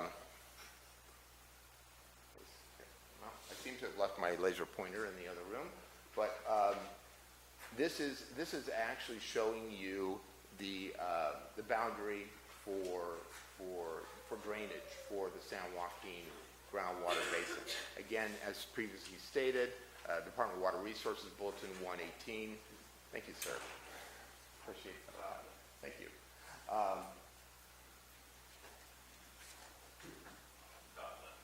Got it. So essentially, this is your drainage. The San Joaquin groundwater basin is in this area. Again, as previously stated under Bulletin 118, San Joaquin groundwater basin is in a state of overdraft. Has been for many years. Some of you may recognize this map. This was brought forward by our groundwater report to the federal government back in 2004, part of our groundwater program. Again, it's a sub-basin that covers approximately 70 square miles of the county. So everything we're talking about today really is limited to that area of the county. It's not a county boundary issue. It is actually it is actually just the 70 square miles. Let me get this. Okay, we'll make that big. Now, as we fly over the county and you're not seeing this, are you? Well, that's unfortunate. It's on my computer and not on yours. Anyway, we actually have a flyby, which is not unfortunately projecting right here for you. But what I would tell you is this is the East San Joaquin Groundwater Basin, sub-basin, now the East Side Groundwater Basin under the GSA. As you go over the county, you can see the depiction of the approximate depth and approximate yields depicted by color, all right? You'll notice it's the only part of the county really where you have really a fairly consistent look at the depth and the yield. If you're over in Campo Seco and I'm right on the side of Comanche Reservoir, you'll see I have 1,000-foot dusters out there, meaning they're drilling through a geology where that water just doesn't move through. Doesn't mean that over here where the lake is, doesn't mean water isn't available. It just doesn't move through that geology. So even though you'll see, and I apologize that this for some reason isn't projecting up here for you, even though you may be next to a large surface water body, doesn't necessarily mean it's impacting your groundwater and or recharging that groundwater. And that comes into play when the consultants, we'll talk about that towards the end of the presentation, when the consultants talk about, are we in a state of overdraft, and why are we in a state of overdraft, and how much is surface water really assisting us? So development of the GSA, this is just background. Really what it comes down to is the reason Calaveras County is involved is because it actually can affect and does affect future general plans, okay? Because prior to any substantial amendment of a general plan, land use planning, agencies are required to review and consider a GSP. Now remember, the GSP hasn't been adopted yet. A GSP, and to refer any proposed general plan amendment to the local GSA for review. And the local GSA, again, is the East Side Groundwater Basin GSA. So as part of this process, the GSA is required to provide the local land use planning agency with the anticipated effects of a proposed land use plan amendment on the implementation of the GSP. Again, we're looking at the 70 square miles of Calaveras County as the GSA. And I can't overemphasize that because, again, we don't want people to confuse this with true county boundaries. A little more background. County representatives originally met with Stanislaus and CCWD initially to form the GSA, and by the June 30th, 2017 deadline, they did meet that deadline. An MOU was put in place allowing participating agencies to meet that deadline. And Calaveras County, we were a little late to the game on that. So even though the initial MOU supported the formation of the East Side San Joaquin GSA, which included Stanislaus, Rock Creek Water District, and CCWD, we needed to actually get in the game because as a county, we oversee the general plan. We also issue permits for well construction and destruction, if you'll recall, as stating about the original 1998 ordinance. So that does affect land use in the county. On May of 2017, the board did go ahead and pass a resolution with the county's intent to join that GSA under SGMA, and that notice was sent in to the Department of Water Resources, or notice of intent, in May of 2017. And so we are part of that East Side GSA. So if you look to your left here, this is Calaveras County. Obviously, Stanislaus County, this is the Rock Creek Water District. What we saw in the past, and you saw in the previous slide, was this area right here as the Eastern San Joaquin Groundwater Subbasin. Okay? The East Side GSA now includes Stanislaus County, like trends, like needs, and the Rock Creek Water District, which, by the way, is a surface water source at this point. And if you look at this slide over here, you'll see the entire basin. Now, we're a pretty large GSA when you look at the entire basin, because there's 14 other GSAs in here, okay? But that kind of gives you an idea of what we're actually looking at and where our participation is. This is breaking up the basin into the different GSAs. And this is the slide that shows and names those GSAs. Woodbridge, which is this guy right here, has fallen out. So that makes us 15 agencies. Not to confuse, when you look at this legend, it's easy to go, oh, here's the sub-basin boundaries and the model boundary, and that's actually, these are the items that make up the 15 GSAs. So again, made up of 15 GSAs, including us. The JPA was created foremost with a stated desire to only complete one GSP for the entire basin. We discussed that. The JPA does have a rigorous governance structure, and the JPA is administering the project. And the Department of Water Resources grant funds to complete the GSP. The Department of Water Resources has supplied approximately 75% of the funds through grants to put these GSAs and GSPs together, but the GSP specifically. And then San Joaquin County has really stepped up to the plate, quite frankly, and as well they should, because when you think about the use of groundwater, you've got Stockton East, you've got Oakdale Irrigation District, you've got others that are in that basin that can be in a state of overdraft. So they have a real interest in this, certainly. But Stanislaus County themselves have really come to the fore, including even hosting the meetings of which Supervisor Mills and I have attended, and he's actually attended a lot more than I have, contracting with the consultants and acting as a GSP administrator and record keeper. So moving on to county participation, CCWD and Supervisor Mills have certainly been taking a lead in terms of time and labor and working on with the authority, the GSA, and as the GSP is being developed. Again, as previously stated, as the GSA and GSP ultimately directly can affect land use planning in the general plan, the county should consider taking a more proactive approach in the GSA. Not to say that we haven't been proactive, but I will tell you that CCWD really did take the lead for the county over the last 4 years, and that's actually very much appreciated. There's a possibility that baton will be handed off, not today, and not necessarily, and certainly not next week, but maybe something for the board to consider in the future, and that's kind of why the review today, to kind of bring you up to speed, bring the board up to speed about what's happening with this law. It's obvious that we have a real interest in tracking what's happening with land use, and so that it's being adequately addressed by this board and by your staff.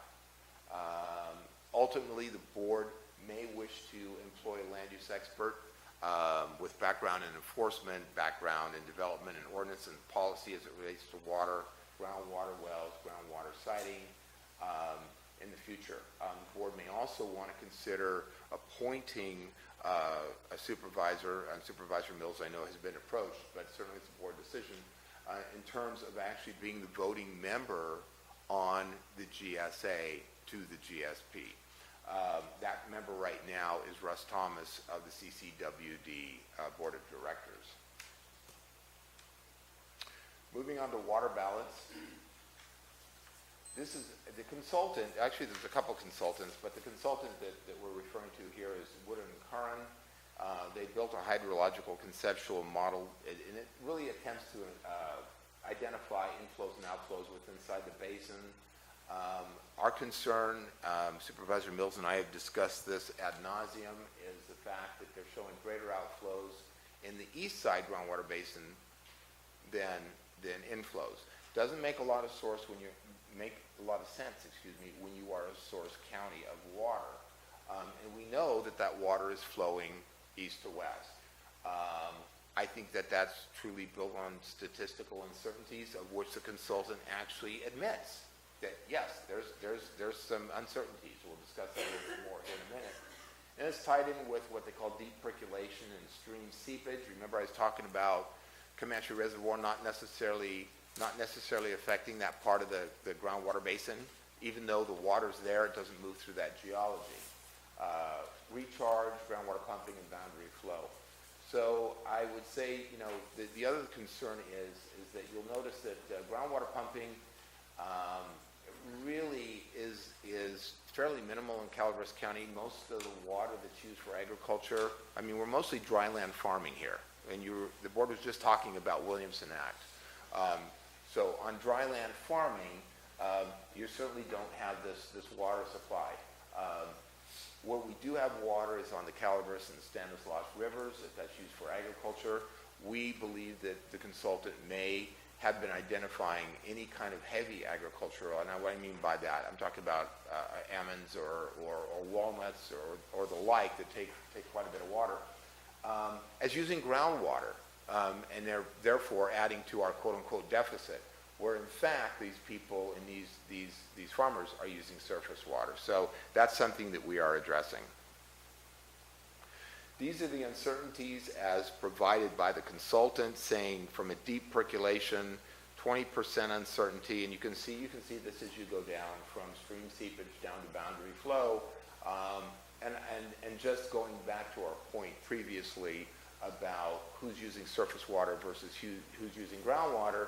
Groundwater pumping is showing a 20% uncertainty right there. This is enough, and one of these may even be enough to show that we are actually in a positive flow rather than a negative flow. Again, on water balance, you can see this it's geologically dependent. We know that because we've got the tertiary river channels that we've talked about in the past that actually are the buried rivers. Probably a real significant significant inflow into the basin. I'll give you an example. When you go down the highway and you're at Toyon Park and you see that large clear well or storage tank, elevated storage tank, that used to be, if I recall correctly, a mill out there, a lumber mill out there. Lumber takes a lot of water when you're milling, right? That pump, if I recall this correctly, pumps about 300 gallons a minute. They're tied into a tertiary channel. 300 gallons a minute, and it's not limited necessarily to the amount of water that is in the ground. It's limited to the ability of that pump to pump so many gallons a minute. So geology is really critical here. Hydrology, that ties right in. Precipitation, of course, we know that. Fortunately, we've had a good year. Land use, minimal use of groundwater in Calaveras County. Most of you, probably 99% of your wells that are drilled in this county are for domestic drinking water purposes, and that's very minimal use. Evapotranspiration, that means when your vegetation is giving off moisture during the day, that's evapotranspiration. Surface water deliveries and boundary flows. So with that said, that's kind of a quick down and dirty presentation on where we are with Sigma, on the GSAs and the GSPs. The intent of this item was to bring this to the board's attention. I know that some of this is a review to some of you, and to some of you it's not. But the idea is for the board to be aware that this is coming down the line, especially with the GSPs having to be adopted by the end of January 2020. So what will happen eventually is we will be seeing a document on that GSP for review by the county. And certainly that needs to be brought before the board, at least as a briefing, so the board understands, our part in the overall GSP, again, with the understanding that the GSA, the Eastside GSA, is really our agency. It's where we have a voice. It's where we can go ahead and make the difference. One of the things that I didn't really discuss earlier was when we were looking at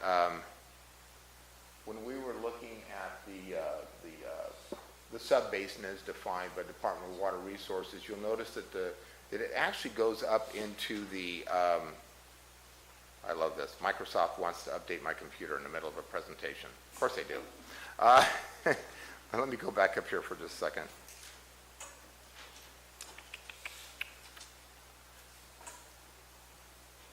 I think that's probably a good one to go from.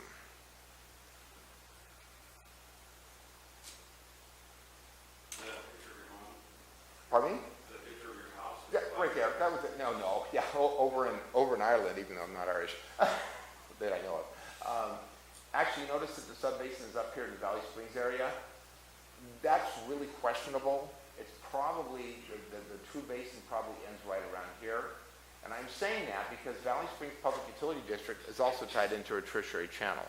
At least that's our belief. And why do we know that? Because everything that's east of their well versus west of their well will show a different, what they call a cone of depression. And I'm sorry I don't have a whiteboard, but I'd really bore you then. But essentially, you can actually, by looking at the cones of depressions, in other words, the static water level is higher on this end than it is on this end of their well. That tells me that it's not truly a groundwater basin, but it's probably a tertiary channel that they're tying into. That, and double with the fact of the amount of volume that's associated with that as well. So that is something else that we've talked about. Supervisor Mills and I have talked about that as well regarding what do we do with the modification of this basin, and when do we do it? Maybe it's after the GSP. Why is that on our interest? Because why would we be regulating this part of the county if we don't have to be? Essentially, and why would we have the state telling us what we have to watch for groundwater in this part of the county? Not that we're not responsible, but why does that have to be an issue with the whole SGMA process? We think not. So with that, I will turn this over to the board for any questions. Thank you. Questions from the board on this informational presentation? Peter Martin is here from CCWD. I'd like to, have you got anything to add to this, Peter? Yeah, apologies for my tardiness. I think Brian did a really good job. I did catch most of your presentation, Brian. I think just, I want to note that, while we are very heavily focused on getting the groundwater sustainability plan done by the end of January of 2020, that is not the end of this process. It's a 20-year plan. The groups will have to get together, the GSAs, and revisit that plan. There's a possibility of different off-ramps there depending upon how things move forward. And then also I wanted to point out that the GSA, the way that the MOU is structured is that the authorities mostly reside with the individual boards. So of the 4 entities that are in the Eastside GSA, I think it's prudent for each of those boards to approve that groundwater sustainability plan. So it's good and timely that Brian's starting to bring this to you piece by piece. A draft groundwater sustainability plan is scoped to be out by June of this year, so it'll be out to the public for review at that point. So it would be good that at some point we start to continue to, if possible, make these briefings or at least make these materials available to this board so that they're fully prepared to adopt this plan after September. Yeah, things are slowly Just popping out right visually now. so people can see. This is just the last 2 months of what's going on and the details with the process here. There's too much information for somebody just to grab onto and get a quick understanding of it. And I appreciate the effort that CCWD has had and getting John Kramer involved in it early on and having your legal counsel there too, because it seems like the lawyers are talking more than the staff here lately. Yeah, there's a lot to do with regards to policy setting on this, and I think that's important that the counties, particularly, CCWD can provide so much information from a technical standpoint. We have done groundwater management plans over the last decade. We put through a groundwater elevation monitoring program in the west part of the county. But really, when it comes to making sure that these work together with your general plan and your permitting processes for wells in the future, I think it's important that the county provides some additional input at that time. And that may not need to come right away, but as you guys are going through your additional processes administratively, this is going to have to be incorporated into those decision-making processes. So. I'm going to only give my opinion that Woodard and Kern has made some serious miscalculations in their water balance, and that they, as you know, you have put forth CCWD. You're using surface water, the majority of it there in Rancho. How does that play in, that surface water problem that they don't seem to recognize play into this whole thing? So yeah, there's obviously a model there's 2 models. There's the geological conceptual model, which is more about the geology of the basin and how water moves, and then there's the actual water model that takes into account things like precipitation, inflow, outflow, things like that. And as Brian pointed out, he had that graphic up there, there's quite a bit of uncertainty with each of those individual inputs. And, while they are sort of granular, they've used sort of these nodes that are, very small. I think they're maybe less than a quarter of a mile each. They're trying to apply all those inputs across 13,000, 14,000 different, like spatial, sorry, it's hard to explain without the graphics, but basically you've got an overlay of that entire basin, 13,000 individual little pieces, and you apply that, across the basin as far as, how much it rains, how much surface water is being taken out, how much groundwater is being taken out.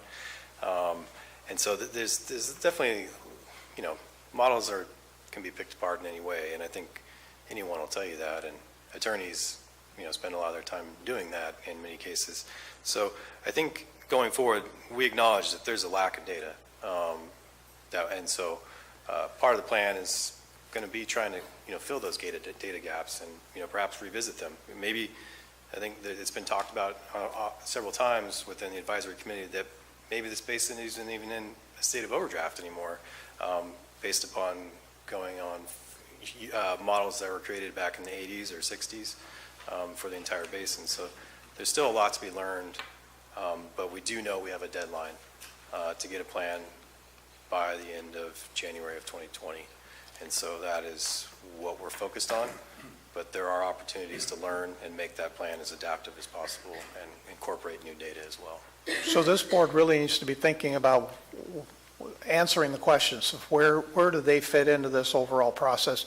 What is going to be the staffing requirements? What are the cost structures that are going to be involved? And to what level we are involved? That's what the board needs to start thinking about. I look at what was said to me by the city of Stockton in the last meeting is that Calaveras County is possibly pumping too much water up here and it's affecting their wells. And whether you know it or not, there's 23 wells in the city of Stockton. They're pumping water. 25% of their water comes out of the ground. The rest of it comes from Stockton East, and yet they're not willing to resolve the problem. City of Oakdale literally has 10,000 acre feet of water available to them as groundwater, and they refuse to use it, use the surface water because it's more costly to treat. So they're not solving the problem. City Oakdale Irrigation District in 2014, just before the drought, sold $4 million worth of surface water and then resultingly pumped irrigation water to make up for the shortfall. I mean, we have to realize that everybody that's in this game isn't playing it the same way. And that are we a part of the problem, or are we part of the solution? Ultimately, we're the giver of water here, not the taker. Correct. And I think a good majority of the area that's been identified as our portion of the basin is actually ancient water. And if we could look at the 118 process and find out where we can create that off-ramp and get some of these boundary lines to be more realistic to our geological formations, that might be one of the answers. But for Lindsay Martin to suddenly just drop out of the blue on us a CASJAM well H within the last week, we'd never discussed that as an East Side GSA, and here they are. They're suddenly going to want to drop a well in Stan County, and they give us a whole bunch of parcel numbers to go look at. There has to be a more comprehensive approach of where we are in this picture. And right now, the Kona Depression sits right over Stockton East, whether they want to admit it or not. So are we part of a larger picture and that we have to contribute substantially because we have a substantial amount of land mass here, like what happened when we set up this cost of the plan? Or are we going to say, no, we're a contributor in another way, so therefore you need to take that into account? I don't want to see this county saddled with millions of dollars in costs to maintain the monitoring programs that literally are created by other water agencies in other counties. Sorry to get off on a rant, but this thing has been quite irritating for quite some time. I've been monitoring it for over 4 years. So what do you need from us, Peter? I think, there's obviously multiple departments within the county's purview that are going to need to take a look at this plan and see how it impacts things like land use decisions, perhaps your general plan. I know you're getting some real momentum on that. I'm hoping that this doesn't create an issue with that, but because I think everyone would like to see some momentum on that. And then also, your well permitting programs, perhaps for these portions of the county. And then, I think just making sure that there are the appropriate ordinances or whatever's necessary in place to make sure that once this plan is adopted, that the objectives are, thought of carefully. But I think there's a lot of concern about how costs are going to be shared, and that's been discussed quite a bit at length. Right now, we have not committed to doing anything. We do know that there are entities out there that like to get projects done, and they propose those projects. Those projects could very well tip the balance of what's the shortages in the entire basin. They may be going forward with those projects whether this plan happens or not. So there's a possibility that things could right themselves pretty rapidly if there was the right funding from those different agencies. But I do believe that there is going to be some commitment either to the administration of that plan at some point by the Calaveras County Water District and potentially the county. And also I believe that we'll see some need to contribute to data and things like that long term. And Peter, they've alluded several times to how to fund this, and they've talked about a 218 process and fees for people who live within that 70 square miles as being participants to this funding for this. I think that needs to be a broader discussion. If they think that we're going to go out there and start. Yeah, as a GSA, you are in control of your own destiny locally, so there's Correct. no way that some other entity, perhaps outside the county, is going to impose any fees on this county. So at least we can, like I said, the planning process, while it's happening at the Joint Powers Authority, because that was a cost savings measure, it's a $2.2 million plan for which the GSA has contributed about a little less than $40,000 collectively. To have to try to do that within our own GSA would have been a monumental cost. So there is some cost savings with that planning process. But going forward, it's really going to be the GSAs that are going to be implementing a lot of this. So it will be the entities within Calaveras County and that portion of Stanislaus County that's not already covered. So, thank you. I just would like to jump in real quick. I apologize. I was able to actually pull this up. This is the flyover that I was trying to share with the board, showing, and you'll see why I'm taking the extra minute to show this to you. Again, you can see the clustering here. As we move around and we look, and this is built on real data. This is built on GIS data. And some of you have seen this before.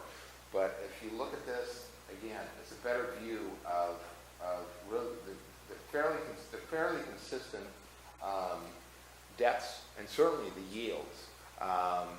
The depths vary likely because people are stopping to drill at a certain level because they've already attained their 5 gallons a minute or 10 gallons a minute, or others maybe have gone deeper thinking the same thing, but the yields really are the same. Again, this is all based off of real data and GPS insights and then building GIS data behind it. So I wanted the board to actually see what that looks like because it really gives a depiction of that true basin, the East Side Basin. And again, depicted from underneath, that gives you a real good view. These red lines you see here, which is no water at all, these are actually further out in the county. So it's a little bit of an overlay there. And that's probably the best picture of the basin right there from underground.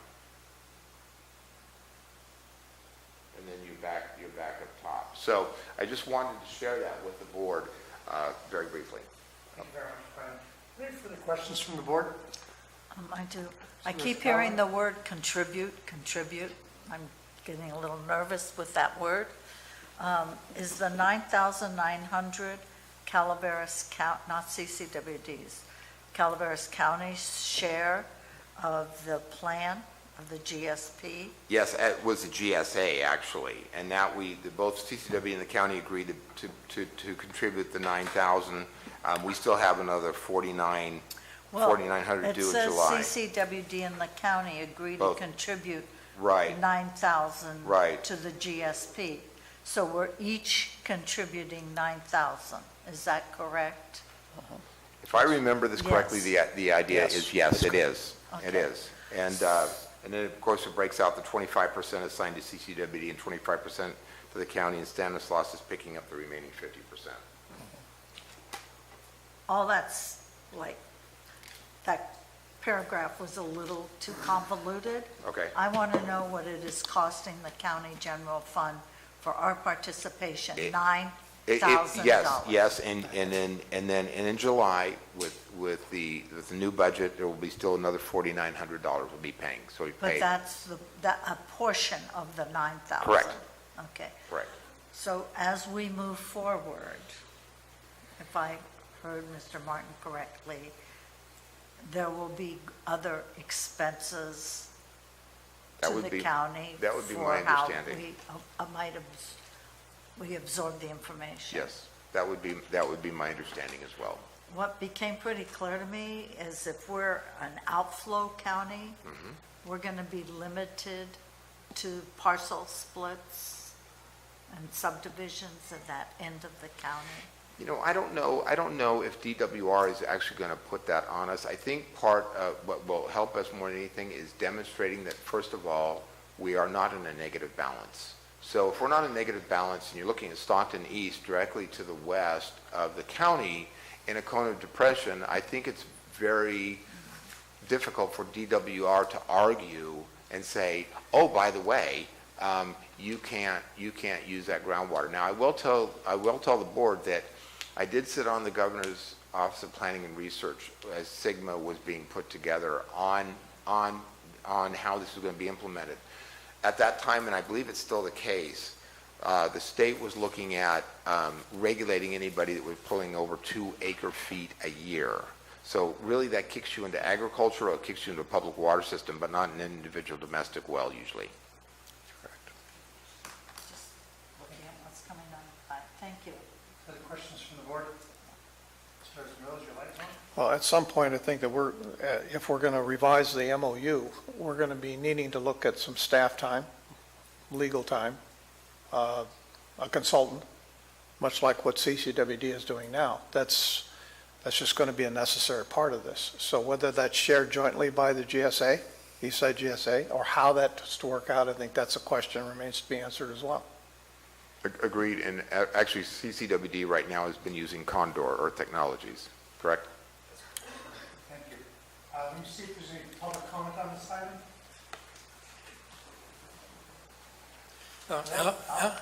Alice Gallad, Taxpayer Association. This is pretty complex.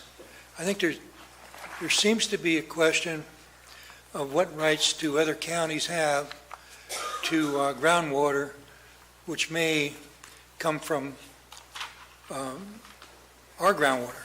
I'm not sure about that. The next question is, we know, or we think we know, that rainwater retention is sustainable for residential. In other words, the rain that hits the roof can be retrieved and stored, and it would pretty much equal the water use of a residence.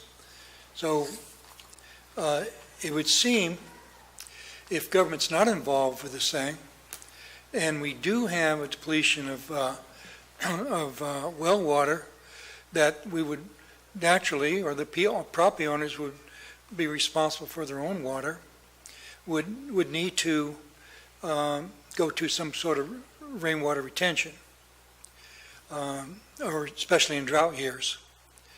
And a lot of this seems to occur based on need, not what the governor says or the legislature says.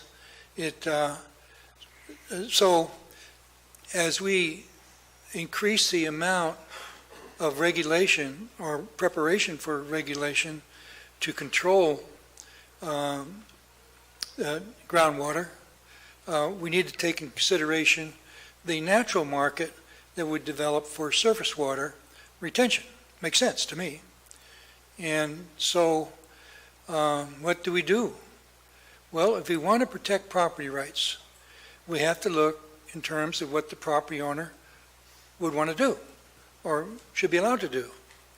And if we do that, I think we'll find less need for government involvement and more responsibility of planning on the private sector to bring solutions if they want to have water on their property. I don't know if that's too complicated, but it seems to me to make sense. Thank you.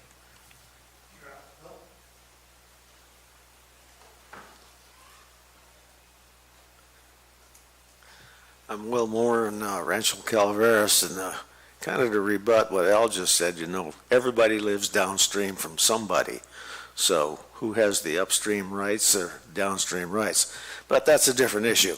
Anyhow, about this groundwater, I think, there are 22 rivers flowing out of 20 counties that contribute to this San Joaquin Sacramento River system.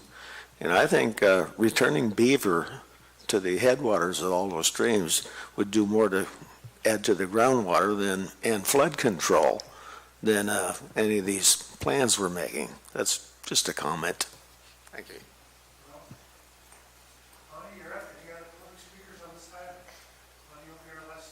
I'm sorry, what?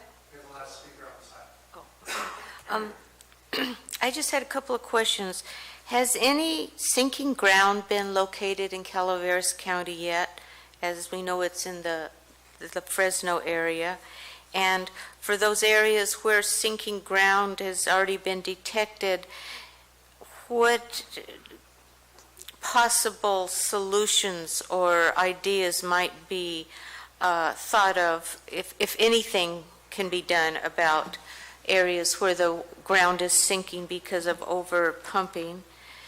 And then my final thought, of course, is always that I think a lot of this problem is overdevelopment in areas where there are minimal resources.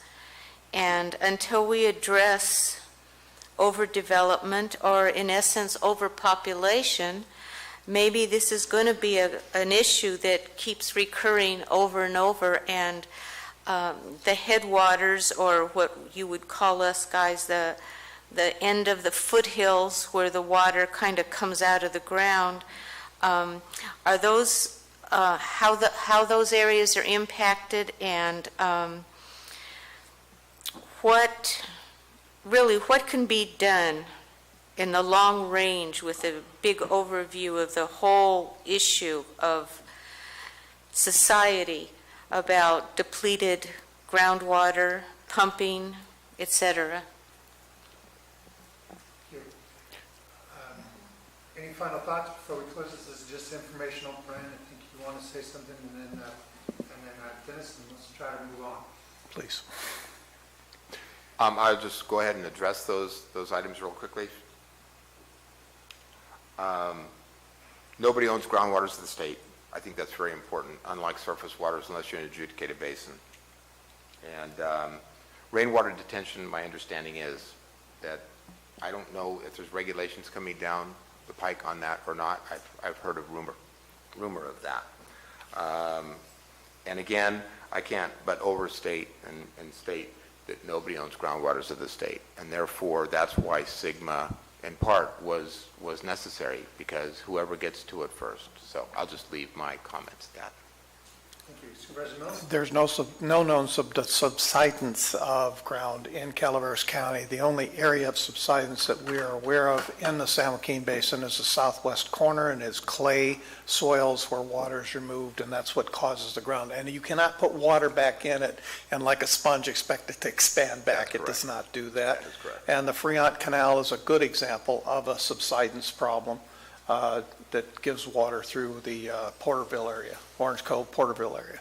So I appreciate the board's willingness to want to listen to this presentation.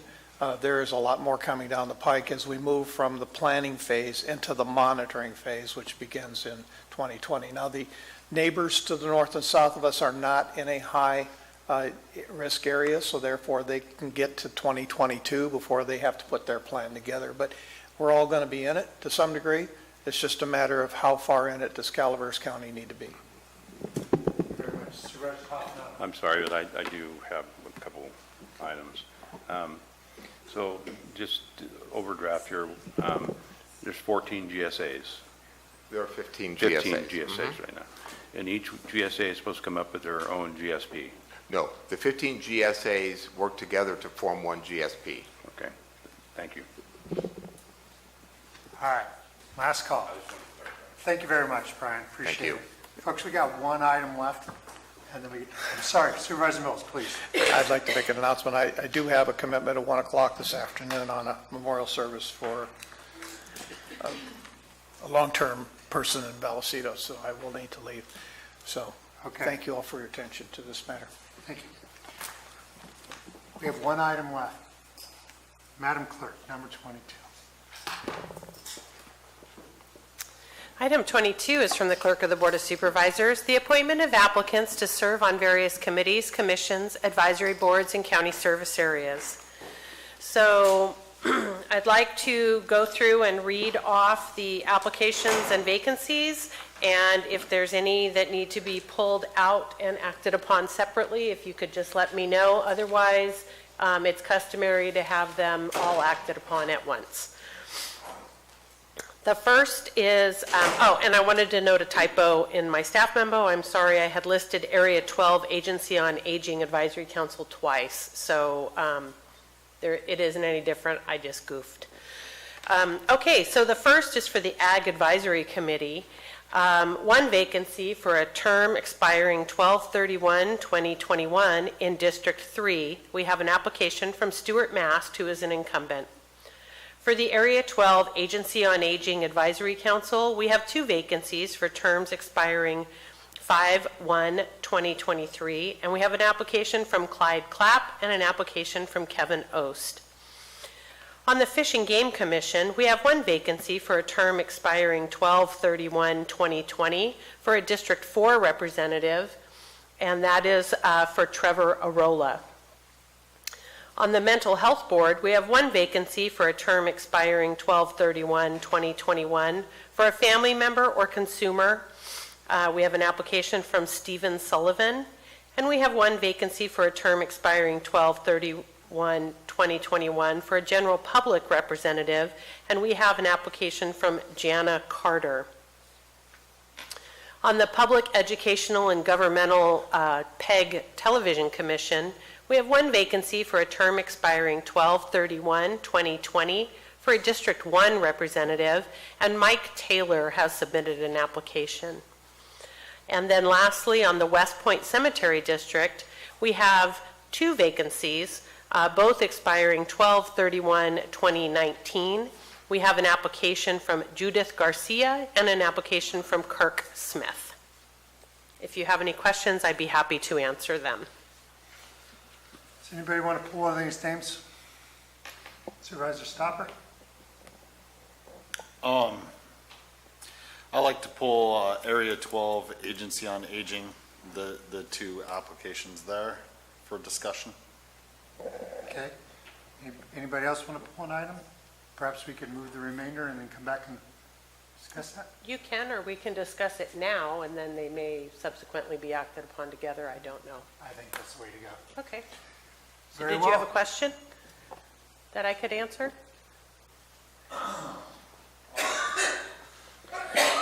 Both of these people, I've received numerous communications from people throughout the area about these applicants. Both of these are related people going for the same board? They are. And they have, their applications have been vetted through the Area 12 Agency on Aging and recommended that they be appointed. Okay.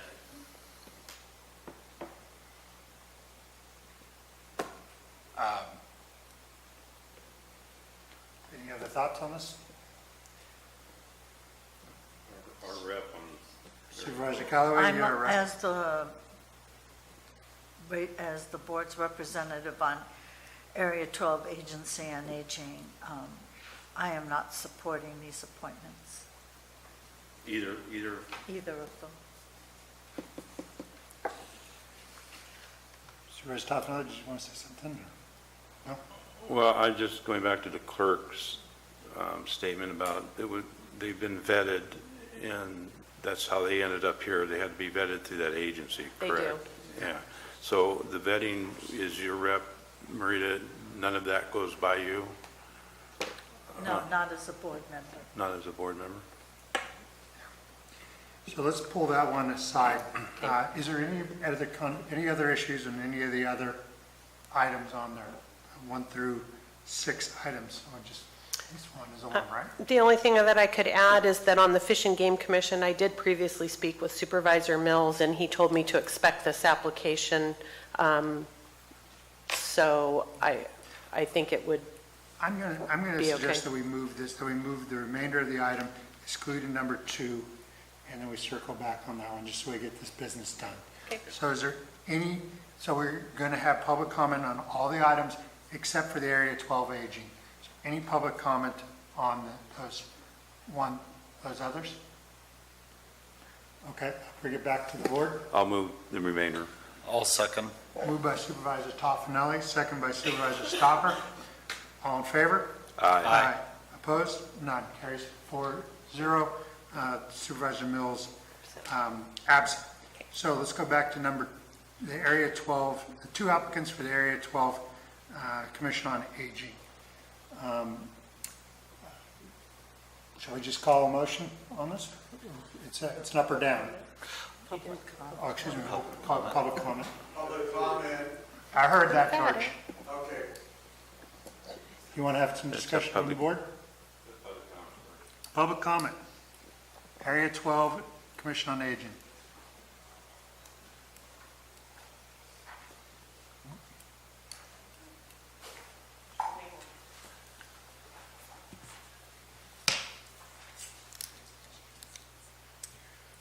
Chair and Supervisors, my name is Rich Corvello, resident of Valley Springs. I'm also a volunteer through Common Ground. I was forwarded a copy of the letter that I just handed in from another volunteer that has some real concerns with Mr. Clapp. I'd like to try to get through the letter that I received.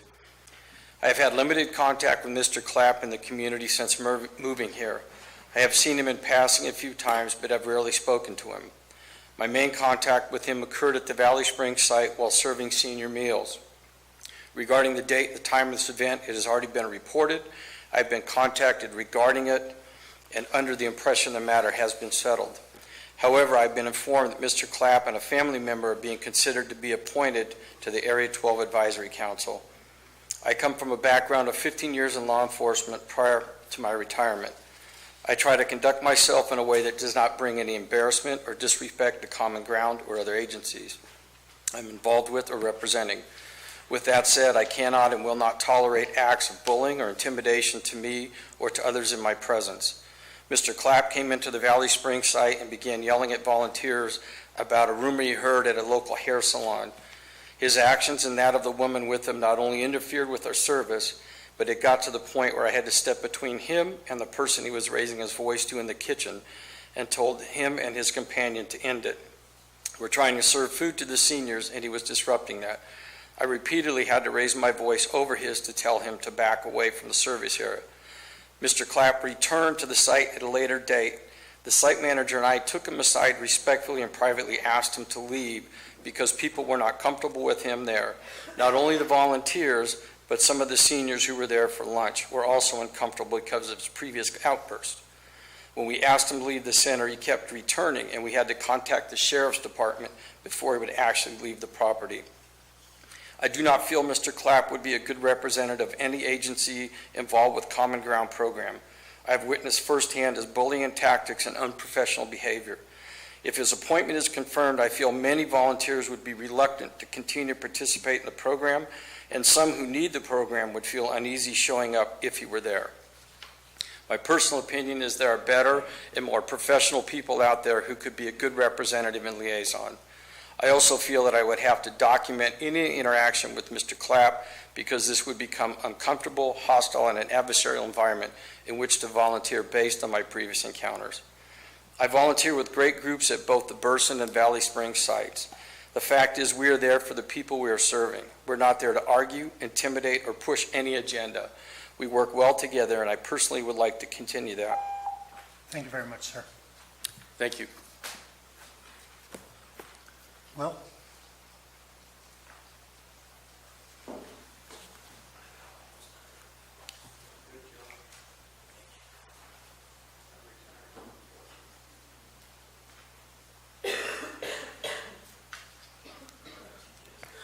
I'm Will Moore from Rancho Calaveras. I want to read a email that I got from a person who had some interactions with Mr. Clapp.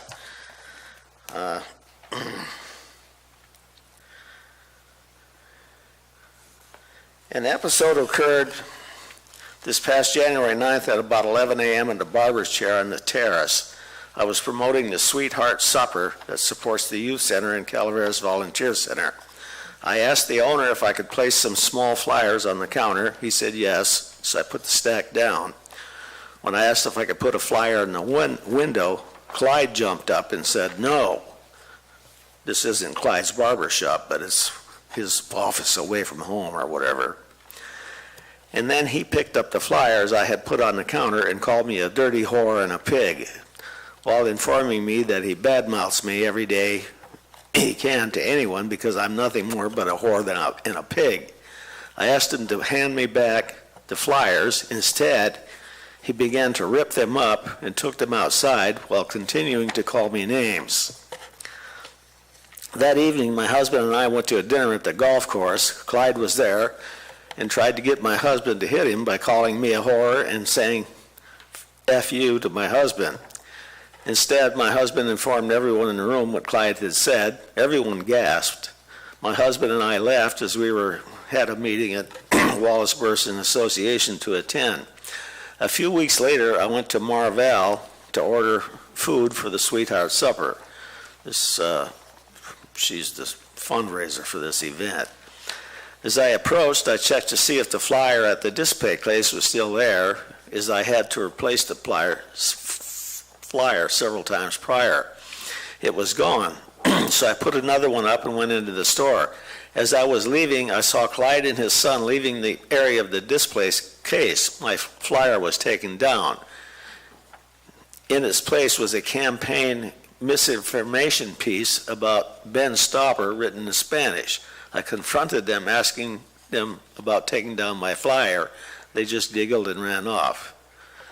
I urge you to consider these extreme behaviors while determining whether or not to appoint Clyde and his son to any committee. I can't vouch personally for any of this. I wasn't there. I didn't see it. I can vouch for the integrity of the person who's telling this story. I know her well from public service and so forth, and I believe her story. Thank you. Thank you, Will. Other public comments? Bonnie?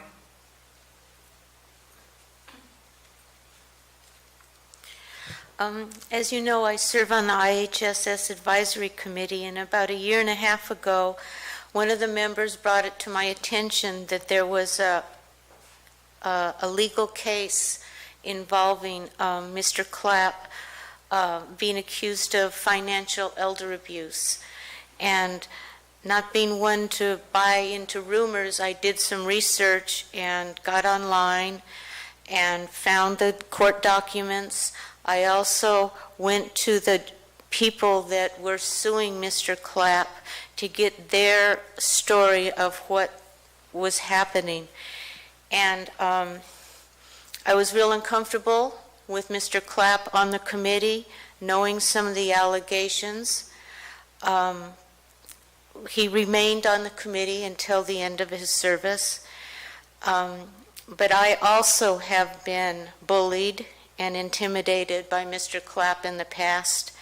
And although I have nothing personal against his son, I do know often that the fruit doesn't fall far from the tree. And I feel that having the son participate, they would be one and the same attitude. And I also would recommend not approving either of these two gentlemen to serve on a committee that serves the elderly and the disabled. Thank you. Thank you, Bonnie. Public comment? Good afternoon. I'm Elizabeth Thompson. I'm the Executive Director of Common Ground Senior Services. So Clyde Clapp has applied to be a member of the Area 12 Advisory Council Board. I strongly oppose his appointment to this committee. Mr. Clapp has one agenda: what benefits Mr. Clapp. Common Ground has been a provider of senior services and have contracted for the past 18 years with the Area Agency on Aging to serve seniors in Amador and Calaveras County. Mr. Clapp, in his very short 2-year term as supervisor of Calaveras County and also the assigned supervisor to the Area 12 JPA board, has never supported or recognized the efforts of our organization. Instead, in my humble opinion, created dissension and conflict between Common Ground Senior Services and Area 12 Agency on Aging. First, ex-supervisor Mr. Clapp, at an Area 12 Agency on Aging JPA meeting, held up a contract award for fiscal year 17-18. The Calaveras Cannabis Association had donated a Jeep, a 4x4 Jeep, to the Meals on Wheels program. Mr. Clapp, at that meeting, accused Common Ground of receiving, quote, drug monies. We received a donated vehicle. There was no quid pro quo in receiving these vehicles. Second, during Mr. Clapp's re-election campaign and while participating, as you heard, at the congregate site in Valley Springs, ex-supervisor Mr. Clapp's behavior towards the volunteers at the site was rude, accusatory, and offensive. The volunteers felt bullied and threatened by him, and he was asked to leave. When he refused, the volunteers contacted the sheriff's department to interview. And I knew about that because they had called me first, and I suggested to them that they contact the sheriff if they felt uncomfortable. With these incidences, Mr. Clapp made statements in the community and in the media inferring that Common Ground was being investigated for unlawful activities, none which were substantiated. Mr. Clapp has never made any efforts to apologize to Common Ground for his ignorant statements. Most importantly, Mr. Clapp has not made any attempt to apologize to the volunteers at the Valley Springs site for the offensive and unacceptable and unprofessional treatment they received, especially in light that he was supervisor at the time. Clyde Clapp has only one agenda: what benefits Clyde Clapp. Thank you for your time. Thank you very much. Is there any other public comment on this item? If there is, if we could just keep track, maybe we could line up to 5 there so we keep this moving. Hi, my name is Janice A. Cox, and I live in Rancho Calaveras. I'm a volunteer for Common Ground at the Valley Springs Veterans Hall. And I was witness to his behavior on when he came in and started yelling at all of us. And I just don't think he has the empathy to deal with Area 12's agenda to take care of our senior citizens. He's not a nice man. Thanks. Thank you. George, is there any other speakers? George, you'll be our last. Excuse me. Al, you'll be our last. To me and to the board members that served with Mr. Clapp, this man has no business being on any board representing Calaveras County. The things that he's done, one instance, I was over getting gas. I had gone over to Jackson, and so I stopped by the gas station, and I parked my vehicle so I could get gas. He comes roaring in there with his truck, gets out of his truck, and tells me that I am not liked by anybody. I don't care. I didn't get born into this world for people to like me. I got born into this world to do good for people. And as a retired law enforcement person, I always attempted to do good whenever there was a situation. I have witnessed his behavior with the store manager at Marvell. He said he was going to sue him and sue this person, sue that person. You folks that are not new on the board, you know what he's about. When this man stands up there on the dais and says to Jack Garamendi, yeah, we're going to make sure you don't get reelected, or we're going to make sure that you are basically the same thing. It was just so unprofessional, I couldn't believe it. And two of you were on the board at the time. And if you have any conscience at all, you will not approve him. You've seen his antics time and time again. He leaves the meetings early. He has to go out and check on his dog. He's got to do all of these other things except do what he was voted in to do. I served on the Area 12 on Aging for several years, and I've seen his behavior at the meetings as well. I mean, I could go on ad nauseum, but I think that I'll cut it off so we can get this unfortunate thing taken care of. Al? Are there any other speakers after Al? Al, will you be our last speaker? Al Segal, Taxpayer Association. There may be an opportunity to clean up the vetting process. I don't think this should occur. It'd probably be a good idea to identify the people who did the vetting and perhaps share the videotape of this presentation with them. That may be enough for them in the future to be very careful when they clear somebody for a position of responsibility. Thank you. Thank you. Seeing no further public comment, I'll bring it back to the board. I want to make one quick point. We acknowledge all applicants in their thing, and we don't have a vetting. So if you apply for something, it's going to come before this board. So if I could just say one thing real quick. It is a process of the Area 12 Agency on Aging.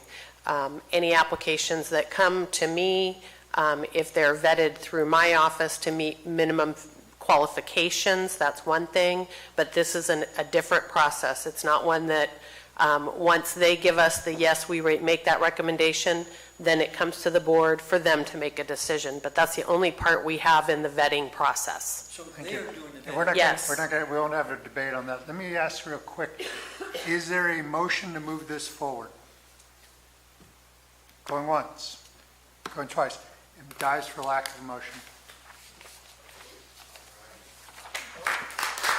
Excuse me. Happy hands. Thank you. Supervisor announcements. In compliance with AB 1234, chaptered as Government Code Section 53232.3D, board members shall provide brief reports on meetings they attended at the expense of the local agency at the next regular meeting of the legislative body. This report is required to include meetings attended for which there has been expense reimbursement, such as mileage, meals, lodging, etc., but may also, at the board member's discretion, include any other meeting attended by the supervisor on behalf of the county. Who wants to start? Supervisor Keller, your light's on. I'll start. I've mentioned it at 2 other board meetings, and this morning we had 2 dispensary owners come to the board and make a plea, and I totally agree with them. We have a draft ordinance, as I understand, updating the 1791 dealing with dispensaries, and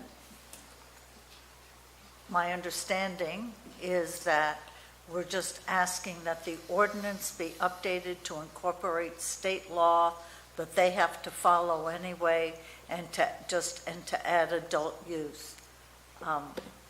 That's it. So you want to do a poll on that so we can get it on the agenda?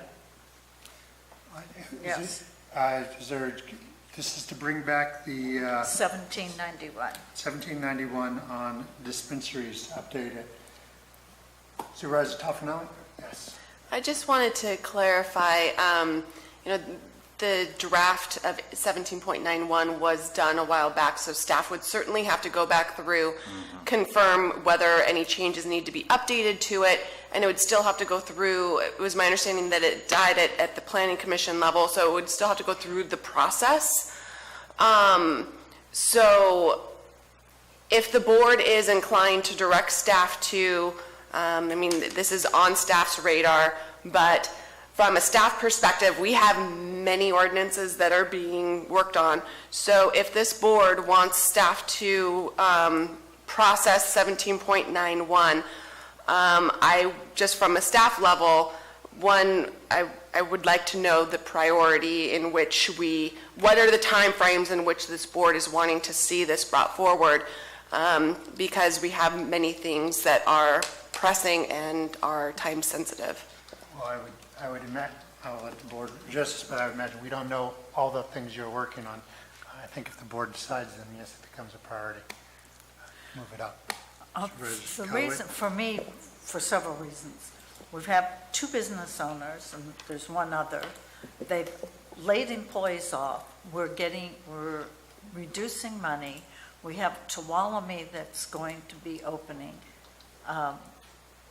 And if we say that we're a business-oriented county, then just because it's a dispensary doesn't mean we shouldn't be doing something. And so I thought if all we're going to be doing is updating it to include current state law, we're not going to be doing anything extra, and add adult use and the conversation. At what point then could staff bring it back? I guess my question would be, does this board want to see 17.91 or 17.91 dispensary ordinance or 17.95 cannabis ordinance first? Is that a either or? I'm asking which one do you want staff to work on and process first? What is I guess I was misunderstood in my conversations with staff that 17.91 wasn't really going to take as much time as 1795. It likely wouldn't. I'm just asking for clarification on timing as far as what staff needs to be working on. I think let's decide whether we want to see it first. I don't think that, obviously, when we can discuss what staff workload is once we decide if we're going to do this. So, who wants to see this come back? Supervisor Callaway is a yes. Supervisor Stauber? Yes, depending on priority. Supervisor Toffenelli?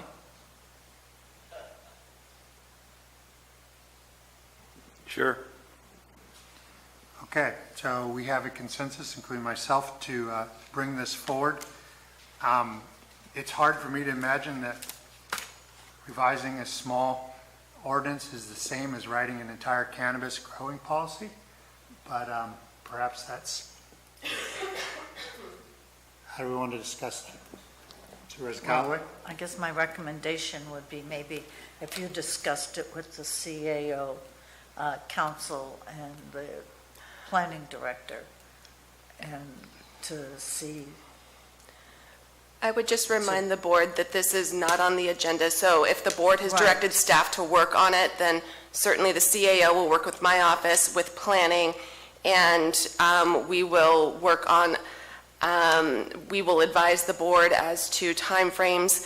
17.91, as one of the public speakers said today, has not been modified since 2005. So there will be some changes that will need to be made, and there will be time and resources necessary to fully bring it up to current state law, as well as making it adult use rather than just medical. So all of those things now that we have the poll, certainly my office will work with the CAO's office and planning and bring all of them forward as quickly and expeditiously as possible. That'd be great. In fact, why don't we get together at the next agenda review, and you could tell us what the timeline's going to be on that. I think we've got direction. I'm leaving today I have the the CSAC Legislative Conference, Wednesday, Thursday. I'll be at Earth Days and Angels. I'll be at Airport Days, and I'll be at a fundraiser for the Arnold Library. Thank you. Supervisor Stopper? I went, let's see, I went to the Sheriff's Association fundraiser this last Saturday. Good time, real good success. Prior to that, the Monday prior, I was at the Motherlow Job Training Agency committee meeting, and we appointed Kathy Galino as our economic representative from Calaveras County for all 5 counties in that. Just working forward on a lot of possibilities and bringing more jobs into the area, and that's about the sum of it for right now. Thank you. Supervisor Toffenali? Yes, I've attended several committee meetings, but the one that I have to report out on, it has an effect on not only this board but constituents of the county, is Mountain Valley EMS. As everyone knows, that we're looking to have a new contract and an RFP going out. The current contract for the ambulance providers ends in 2020. And I have to report that they shall be bringing, Mountain Valley EMS will be bringing the RFP to this board for its approval at the end of May, first meeting in June possibly, and then that RFP, once our approval, will go out, and it'll be out for several months, looking for people to bid on it, and or agencies to bid on it, and we're looking to be on schedule to have it in place before June 30th, 2020. Thank you very much. I will let you guys know I got a short notice phone call the other day, and someone, Frank Bigelow, met me for breakfast at Frank's, which was pretty nice. It's not every day we get someone driving by and looking for a breakfast date. It was very cool. Nope, I bought him lunch. I brought him breakfast. But I'd like to also take this opportunity to thank our interim CAO, Manuel Lopez. I think this is the last time you're going to sit up here with us. And I've never seen someone so happy for a meeting to end. But thank you so much for all you've done for our county and coming back and helping us out. Thank you, Mr. Chairman. Board owes you a great deal. Thank you, CAO Manuel. Thank you. Thank you. I appreciate all the help every one of you, including Supervisor Mills, has provided for the last 4+ months. It's been really interesting, and I think we've made a lot of progress. Since I was here a couple of years ago, I think we're on the right direction. We just need to keep going in the right direction. And I think this county has a great opportunity to become a factor in the foothills, certainly, and perhaps even in the state. You have a lot of great talent here. We just need to provide them, in many cases, resources to get things moving and brought to you as quickly as possible. I think he's lobbying for money for staff. I am. Thank you so much, Manuel. Any other announcements? Madam Council, Madam Clerk, thank you. We stand adjourned. We sit adjourned. We're out of here. I have things for you to sign, but don't be out of here. Yeah.